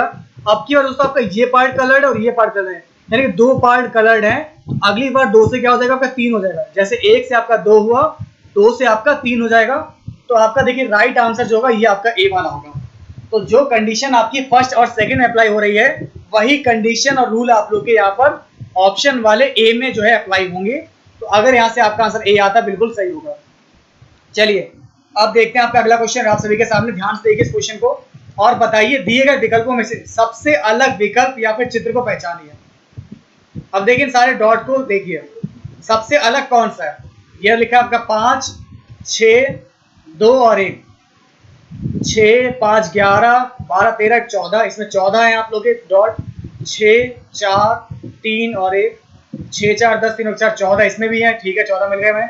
5 4 3 और 1, 3 और 1 4, 4 4 8 5 13 मिले यहाँ पर सिर्फ हमें। 4 5 3 2, 5 4 9, 3 2 5, 9 5 14 हो गया। तो देखिए हमारा 3 जगह तो हमारा देखिए जो हमारे बिंदियां हैं, डॉट हैं, इन डॉट को जोड़ने में हमारा 14 आ गया। लेकिन दोस्तों जो ऑप्शन सी है, जब हमने इसके सारे बिंदुओं को जोड़ा तो हमारा 13 आ गया। सबसे अलग विकल्प कौन सा होगा दोस्तों आपका? ये होगा आप लोग का यहाँ से सी वाला। तो एग्जैक्ट आंसर दोस्तों आपका क्या आएगा? ये आएगा आपका सी। क्लियर है? कोई डाउट तो नहीं है? चलिए इसके बाद देखते हैं आप लोग का 16 क्वेश्चन। अब देखते हैं दोस्तों आपका 16 क्वेश्चन। कोई भी खिड़की मछली नहीं है और सभी मछली इंसान है। अब ये आप लोग का टर्म जो आपका ई है और ये आप लोग का ए दे रखा है। ए को हम लोग आई में बदल सकते हैं। ये सभी मछली अगर इंसान है तो कुछ मछली इंसान होंगी, तो यहाँ पर आ जाएगा कुछ मछली इंसान होंगी, और आई को आई में बदला जा सकता है। जब कुछ मछली इंसान होंगी तो कुछ इंसान भी मछली होंगे। तो यहाँ से हमारा देखिए थर्ड वाला ऑप्शन सही निकलता है, बाकी सभी वाले गलत हो जाएगा, और ये दोनों तो गलत आपको दिए गए हैं। तो अगर दोस्तों यहाँ से आपका एग्जैक्ट आंसर सी आ रहा बिल्कुल सही है, केवल निष्कर्ष सी आप लोग का सही निकलता है। इसके बाद देखेंगे हमारा अगला क्वेश्चन, ये आपके सामने। चलिए 17 क्वेश्चन का आंसर सभी लोग देंगे। राइट आंसर 17 का क्या होगा आपका? ए बी सी या फिर डी। दोस्तों देख सकते हैं यहाँ पर आपको क्या दिया गया है। कुछ चौक खड़िया डस्टर है, ठीक है, कुछ जो चौक है वो डस्टर है और सभी डस्टर बोर्ड है। तो यहाँ से आपको बताएंगे कौन सा निष्कर्ष आपको सही दिया गया है, ए वाला, बी वाला, सी वाला या फिर डी वाला। अब देखिए ये आपका आई है और ये टर्म आपका ए है। आई और ए को मिलाकर आपका बनता है आई। तो देखिए डस्टर से डस्टर कट जाएगा तो आपका आ जाएगा कुछ चौक बोर्ड है। कुछ चौक बोर्ड है, तो पहला वाला ही हमारा सही होगा, दूसरा वाला गलत हो जाएगा। तो राइट आंसर आ जाएगा सिर्फ निष्कर्ष फर्स्ट जो है मेल खाता है। तो पहला वाला सहमत है, बाकी सारे गलत दिए गए हैं, ठीक है। इसके बाद देखते हैं हमारा अगला क्वेश्चन नंबर 18। ये रहा आपके सामने। कुछ डैश टोपियां हैं, कोई भी टोपी काली नहीं है। अब आपको दिया गया आई और दिया गया दोस्तों यहाँ पर कोई भी टोपी काली नहीं है और दिया गया ई। तो आई और ई आपको दे रखा है, तो यहाँ से आपको कौन सा बन जाएगा दोस्तों? 18 का आपका राइट आंसर क्या आ जाएगा? कुछ टोपियां डेस्क है, तो कुछ टोपियां डेस्क है। देखिए कुछ डेस्क टोपियां है तो कह सकते हैं कुछ टोपियां भी डेस्क होंगी। तो पहला वाला हमारा बन सकता है, और दूसरा वाला देखेंगे क्या दूसरा बन सकता है? कोई भी डेस्क काली नहीं है, कोई भी डेस्क काली नहीं है, तो ये नहीं बन सकता। यहाँ से 18 का आंसर क्या आएगा दोस्तों? आपका ए वाला आ जाएगा। क्यों? क्योंकि आप लोग जानते हैं कि आई को आई में बदला जा सकता है, आई को आई में बदल सकते हैं, जबकि आई को ओ में नहीं बदला जा सकता। तो दोस्तों यहाँ से राइट आंसर आपका क्या हो जाएगा? ये हो जाएगा कुछ टोपियां डेस्क है। अगर आप लोग देख रहे हैं कुछ डेस्क टोपियां हैं तो कुछ टोपियां डेस्क भी होंगी। अगला क्वेश्चन देखिए, आपको मिसिंग नंबर फाइंड आउट करना है। कौन सा नंबर यहाँ पर मिस है? 2, 10, 30, 68। अगला वाला क्या आएगा ये आपको बताना है। देखिए लॉजिक क्या लग रहा है, बड़ा ही अच्छा क्वेश्चन है। आप लोग बताइए दोस्तों, 2 है, कैसे 2 आ गया? देखिए अगर 2 है, 10 है, 30 है, 68 है, तो ये क्या सीरीज चल रही है, क्या लॉजिक अप्लाई हो रहा है? एक का क्यूब करेंगे आपका 1 आ जाएगा, 1 जोड़ देंगे आपका कितना आ जाएगा? 2 आ जाएगा। 2 का क्यूब करेंगे आपका 2 दूनी 4 दूनी 8, 2 जोड़ देंगे आपका हो जाएगा 10। 3 का क्यूब करेंगे हमारा आ जाएगा 3 3 9 27 में 3 जोड़ेंगे आ जाएगा 30। 4 का क्यूब 64 में 4 जोड़ा 68, तो 5 का क्यूब होगा 125 में 5 जोड़ देंगे हमारा आ जाएगा 125। 125 से 5 130 आ जाएगा। तो दोस्तों हमारा राइट आंसर क्या आएगा? 130 आएगा। तो दोस्तों अगर यहाँ से आपका आंसर सी आ रहा है 19 का, तो बिल्कुल सही होगा, करेक्ट आंसर होगा आपका सी वाला। इसके बाद देखते हैं हमारा अगला क्वेश्चन। निम्नलिखित संख्या श्रृंखला में अनुपस्थित संख्या ज्ञात कीजिए। यहां पर भी आपको मिसिंग नंबर निकालना है। 4, 17, 34, 53, 76 के बाद क्या आएगा आपको बताना है। देखिए सबसे पहली बात तो है यहाँ पर सारी संख्या कैसे रखिए 4। चलिए फिर जोड़ जोड़ के निकालते हैं। आपको देखिए यहाँ पर क्या दिया गया है, 4, 17, 34, 53, 76। हमने देखा दोस्तों इसके बीच अंतर 13 और 4 17 हो गया। 13 जोड़ा हमारा 17 आ गया। 17 में कितना जोड़ेंगे 34 आ जाए? 17 17 34 17 आ गया। 34 में कितना जोड़े 53 आ जाए? 19 आ जाएगा। 53 में कितना जोड़ेंगे, 76 आ जाए, और 6 में 3 गया 3, 5 में 7, 7 में 5 गया 2, 23 आ गया, ठीक है ना। तो देख सकते हैं दोस्तों यहाँ पर आपका 17, 13, 17, 19, 23, तो आप लोगों ने कुछ चीज कॉमन देखी, ये सारी संख्या आपकी अभाज्य आ रही, मतलब 13 भी हमारी अभाज्य संख्या है, 17 भी हमारी अभाज्य संख्या है, 19 भी अभाज्य, 23 भी है। 23 के बाद अगला अभाज्य संख्या कौन सी है, 29 आएगी। तो 76 के बाद जो अगली अभाज्य संख्या होगी 29। अगर 76 में 29 को जोड़ते हैं तो हमारा आ जाएगा दोस्तों यहाँ से 105। तो दोस्तों राइट आंसर हमारा हो जाएगा ए वाला 105। क्लियर है, कोई डाउट तो नहीं है। इसके बाद देखते हैं हमारा अगला क्वेश्चन। चलिए फिलहाल अगला क्वेश्चन कौन सा दिया गया यहाँ पर, क्वेश्चन नंबर 21। उस विकल्प को चुने जो तीसरे पद से उसी प्रकार संबंधित है जिस प्रकार दूसरा पद जो है पहले पद से संबंधित है। जैसे कि थर्मामीटर, थर्मामीटर का संबंध तापमान से दे रखा है, तो एनेमोमीटर का क्या होगा, तो तापमान को मापता है थर्मामीटर। एमीटर किसको मापता है, एमीटर जो धारा का मापन करता है। तो 121 का आंसर आ जाएगा बी वाला धारा। तो करंट को मापने के लिए, करंट को मेजर करने के लिए एमीटर का प्रयोग किया जाता है। तो राइट आंसर दोस्तों यहाँ से आपका क्या हो जाएगा, एमीटर होगा। तो दोस्तों राइट आंसर आपका क्या आ जाएगा, धारा आ जाएगा। धारा यानी कि करंट, और एमीटर इसका एक मापक है। इसके बाद देखते हैं आपका अगला क्वेश्चन। दोस्तों एक आपको सीरीज दे रखी है, इस सीरीज में अगला नंबर कौन सा आएगा ये आपको बताना है। 0, 2, 6, 12। चलिए सर सभी लोग बताएंगे यहाँ से करेक्ट आंसर आपका क्या आएगा। तो इस श्रृंखला का अगला पद आपको निकालना है, कौन सा आएगा। आपको दिया गया 0, 2, 6, 12, 30, 42। यहां पर क्या आएगा आपको निकालना है। 1 का स्क्वायर, 2 का स्क्वायर 4 हो जाएगा। ओके चलिए 2 का स्क्वायर 4, 4 में 2 घटाया 2 आ गया। 1 का स्क्वायर में से 1 घटाया 0 आ गया, ठीक है। 3 का स्क्वायर में 3 घटाया, 3 दिया 9 में से 3 दिया 6, ठीक। 4 का स्क्वायर में से हमने 4 घटाया, 4 चौक 16, 4 गया 12 बचा। 5 का स्क्वायर, 5 का स्क्वायर किया हमने, यहाँ पर दोस्तों कितना आ जाएगा हमारा, सॉरी यहाँ पर आपका 20 था, ठीक है ना। यहाँ पर एक अभी 20 है, उसके बाद 30 आएगा। तो 5 का स्क्वायर करा हमारा 20 आ गया। 6 का स्क्वायर में से 6 घटाएंगे हमारा आ जाएगा 30, और 7 का स्क्वायर में से 7 घटाएंगे तो हमारा आ जाएगा 42। ओके 42 आ गया। तो अगला स्टेप क्या होगा हमारा, 8 का स्क्वायर करेंगे, उसमें से 8 घटा देंगे। 8 2 64, 64 में से 8 घटाया तो हमारा एग्जैक्ट आंसर कितना आएगा, 56 आ जाएगा। तो राइट आंसर होगा दोस्तों आप लोग का 56। तो सीरीज क्या चल रही है आपका, सीरीज चलिए आपका 1 का स्क्वायर घटाया 1, 2 का स्क्वायर में से 2 घटाया, 3 का स्क्वायर में 3 घटाया। तो ऐसे ही हमने 8 के स्क्वायर में से 8 घटाया तो हमारा आ जाएगा 56। नेक्स्ट क्वेश्चन देखते हैं आपके सामने। उस विकल्प को चुनें जो तीसरे पद से उसी तरीके से प्रकार संबंधित है जैसे कि आपका पहला पद दूसरे से। चिकित्सक, रोगी, वकील क्या करता है, तो जैसे कि जिस प्रकार चिकित्सक रोगी से संबंधित है तो वैसे ही आपका जो वकील है वो आपका अभियोक्ता से संबंधित है। तो राइट आंसर होगा आपका अभियोक्ता।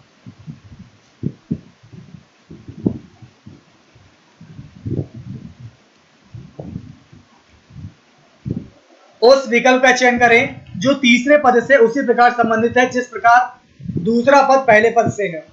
चलिए बताइए। 226 और 15 हमें दिख गया, यहाँ पर 15 का स्क्वायर करेंगे आप लोग 225 आ जाएगा। एक जोड़ देंगे हमारा आ जाएगा 226। अब ये 65 जो है 8 का स्क्वायर करेंगे 64 आ जाएगा। 64 में एक जोड़ देंगे हमारा 65 आ जाएगा।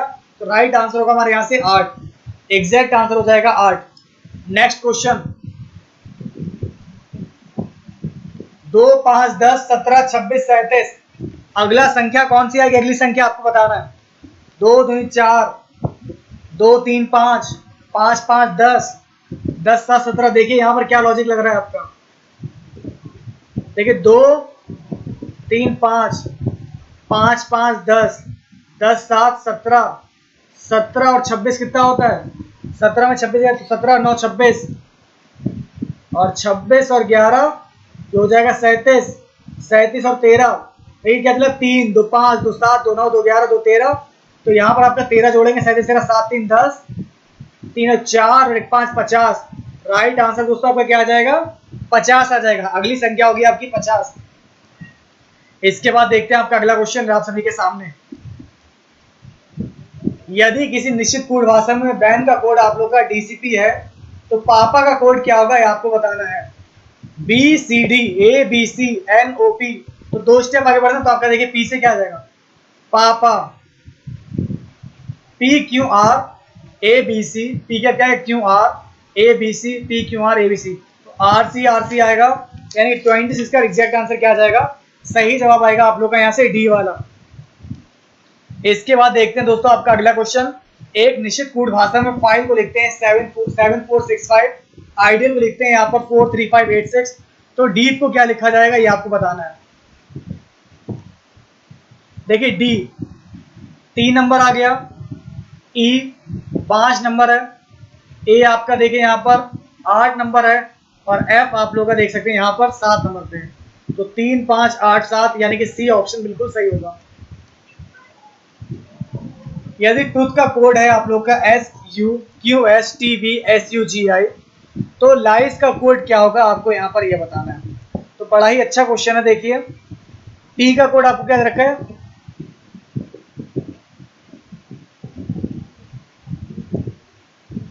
टी दे रखा है दोस्तों यहाँ से आप लोग का SU, ठीक है ना, तो STU। आपको आर दे रखा है दोस्तों यहाँ पर, इसलिए क्या रखा है आपका QRS। लॉजिक समझ रहे हैं दोस्तों, आपका एक स्टेप यहाँ पर आगे बढ़ रहा है, अगली बार में दोस्तों एक स्टेप यहाँ बढ़ रहा है, तो एक बार ऊपर जा रहा है, दूसरा नीचे आ रहा है, तो वैसे आपको लाइस का लिखना है LIES, ठीक है ना। तो यहाँ से दोस्तों आपका लाइस का क्या हो जाएगा, KLM, तो KM सबसे पहले हमारा आ जाएगा KM, देखिए यहाँ पर भी, यहाँ पर भी, यहाँ पर भी है। फिर आपका क्या आएगा दोस्तों आपका HIJ, दूसरा आ जाएगा आपका HIJ आ गया, यहाँ पर आ गया है, और यहाँ पर नहीं है, यहाँ पर नहीं, तो सीधे हमारा आंसर क्या हो जाएगा, बी वाला हो जाएगा। तो लॉजिक समझ में आया, लॉजिक क्या लग रहा था, तो एग्जैक्ट आंसर होगा हमारा यहाँ से बी वाला। क्लियर है, 28 का आंसर आ जाएगा हमारा बी। इसके बाद देखते हैं हमारा अगला क्वेश्चन आपके सामने ये रहा। किसी कूट भाषा में यदि बटर का कोड होता है EXWWHU, तो मिल्क का कोड यहाँ पर दे रखा है PLON, तो अर्थ का कोड क्या होगा आपको यहाँ पर ये बताना है। देखिए दोस्तों आपको क्या दिया गया, अर्थ EARTH। अब ई के लिए दोस्तों यहाँ पर देखिए क्या दिया गया आपको, बटर लिखते हैं यहाँ से हम लोग यहाँ पर EXWWHU। 3 कोड आगे बढ़ना है, देखिए बी से 3 स्टेप बढ़ना है, BCDE, 3 स्टेप आगे बढ़ने हैं आप लोग को बस। UWVWX, TUVW, EFGH, RSTU, वही आपका अर्थ में होगा। ई क्या है आपका FGH। ए से क्या हो जाएगा दोस्तों यहाँ से आपका ABCD आ जाएगा, RSTU आ जाएगा। तो देख सकते हैं दोस्तों यहाँ पर आप लोग का क्या लॉजिक लग रहा है, तो हमारा आ जाएगा U, TUVW और HIJK, हमारा आंसर आ जाएगा बी वाला HDUWK। तो अगर यहाँ से आपका आंसर बी आ रहा बिल्कुल सही होगा। मनमोहन प्रवीण का भाई है, प्रवीण जो है इसकी एकमात्र बहन की माँ मनमोहन से किस प्रकार संबंधित होगी आपको बताना है। तो बड़ा ही अच्छा क्वेश्चन पूछा गया है, सभी लोग बताएंगे एग्जैक्ट आंसर यहाँ से आप लोग का क्या आएगा। तो चलिए दोस्तों आपको बताते हैं आपको क्या दिया गया, मनमोहन। हमने मान लिया दोस्तों मनमोहन, ठीक है ना। मनमोहन जो है प्रवीण का भाई है, ये किसका भाई है आप लोग का, प्रवीण का भाई है। मनमोहन आप लोग का प्रवीण का भाई है, क्लियर है। और इसके अंदर प्रवीण की एकमात्र बहन की माँ, प्रवीण की दोस्तों एक बहन है, मान लिया प्रवीण की कोई बहन होगी, बहन की माँ, बहन की जो माँ है, ठीक ना, ये प्रवीण भाई है, भाई की एक बहन है, एकमात्र बहन है, इसकी माँ की माँ, तो माँ की माँ जो किस प्रकार संबंधित होगी, मनमोहन से किस प्रकार रिलेटेड है। तो देखिए अगर दोस्तों ये सब लोग आपस में भाई बहन है, प्रवीण है, बहन है और मनमोहन ये आपस में भाई बहन है, तो माँ तो माँ हो जाएगी इन लोग सबकी, और जो माँ की माँ होगी वो कौन होगी, नानी माँ होगी। तो यहाँ से राइट आंसर आ जाएगा आपका ए वाला, नानी होगी, ठीक है। इसके बाद देखते हैं आपका अगला क्वेश्चन। एक फोटोग्राफ की ओर संकेत करते हुए सविता कहती है वह मेरे दादा के एकमात्र बेटे का बेटा है। चलिए फिलहाल अब देखते हैं आपका क्वेश्चन क्या है। एक फोटो पर संकेत कर सविता कहती वह मेरे दादा के, तो सविता के पिता वही तो दादा होंगे, तो ये होंगे सविता के दादा, ठीक है ना। सविता के पिता यानी कि दादा होंगे सविता के, तो वह मेरे दादा के एकमात्र बेटे यानी कि पिता का बेटा है, हेमंत बेटे का बेटा है, यानी दोस्तों ये कौन होगा, उसका भाई होगा। ठीक है, सविता का दोस्तों संबंधित कौन है, तो वो जो पुरुष है सविता का भाई होगा। एग्जैक्ट आंसर हो जाएगा यहाँ से आपका ए वाला। चलिए इस क्वेश्चन का जवाब आप सभी लोग मुझे देंगे कमेंट के थ्रू। एक महिला की ओर संकेत करते हुए गीता कहती है वह मेरी दादी की एकमात्र संतान की बेटी है। तो गीता जो है, महिला जो है, गीता से किस प्रकार संबंधित है, इसका जवाब आप लोग जो है कमेंट के माध्यम से बताएंगे। इसके बाद देखते हैं आपका अगला क्वेश्चन। फिलहाल देखिए आपका अगला क्वेश्चन दिया गया, दी गई श्रृंखला में अगली आकृति क्या होगी। दोस्तों यहाँ पर आपको दिया गया दी गई श्रृंखला में अगली आकृति क्या होगी, तो सभी लोग बताएंगे एग्जैक्ट आंसर यहाँ से आपका क्या होगा, ए बी सी या फिर डी। तो चलिए दोस्तों आपको बताते हैं एग्जैक्ट आंसर यहाँ पर आपको क्या दिया गया। एक सर्किल, सर्किल के अंदर ट्रायंगल है, ट्रायंगल के अंदर सर्कल हो गया। तो फिलहाल आ गया आपको क्या दे रखा है, स्क्वायर, स्क्वायर के अंदर सर्किल है, तो सर्किल के अंदर आप लोग का स्क्वायर हो जाएगा। सर्किल में स्क्वायर आपका ए वाले में दे रखा है, तो 33 का आंसर क्या आ जाएगा, ये आएगा आपका ए वाला। जैसे कि ट्रायंगल आप लोग का सर्किल के अंदर था, अगली बार सर्किल क्या होगा, ट्रायंगल के अंदर आ गया। अब सर्किल दोस्तों अंदर है, तो अगली बार सर्किल बाहर आ जाएगा, और ये चीज जो आपका स्क्वायर ये अंदर आ जाएगा। तो पहला वाला ऑप्शन बिल्कुल सही दिया गया। चलिए अब देखते हैं आपका अगला क्वेश्चन आपके सामने। असंगत आकृति पहचान करें, असंगत आकृति की पहचान करें। सबसे असंगत आकृति कौन सी है, ये आप लोग बताइए। विकल्प डी जो है आपका, डी वाला जो सबसे अलग है, क्यों अलग है, देखिए यहाँ पर एक छोड़ कर था। ठीक है, समान क्या दोस्तों, देखिए यहाँ पर आपके दो चेक के बॉक्स हैं, दो चेक, यहाँ पर दो चेक हैं, लेकिन यहाँ पर कितने आ गए आपके, 1 2 3 और 4, इसलिए डी वाला सबसे अलग होगा। राइट आंसर होगा यहाँ से आपका डी। क्लियर है। इसके बाद देखते हैं 35 क्वेश्चन आपके सामने।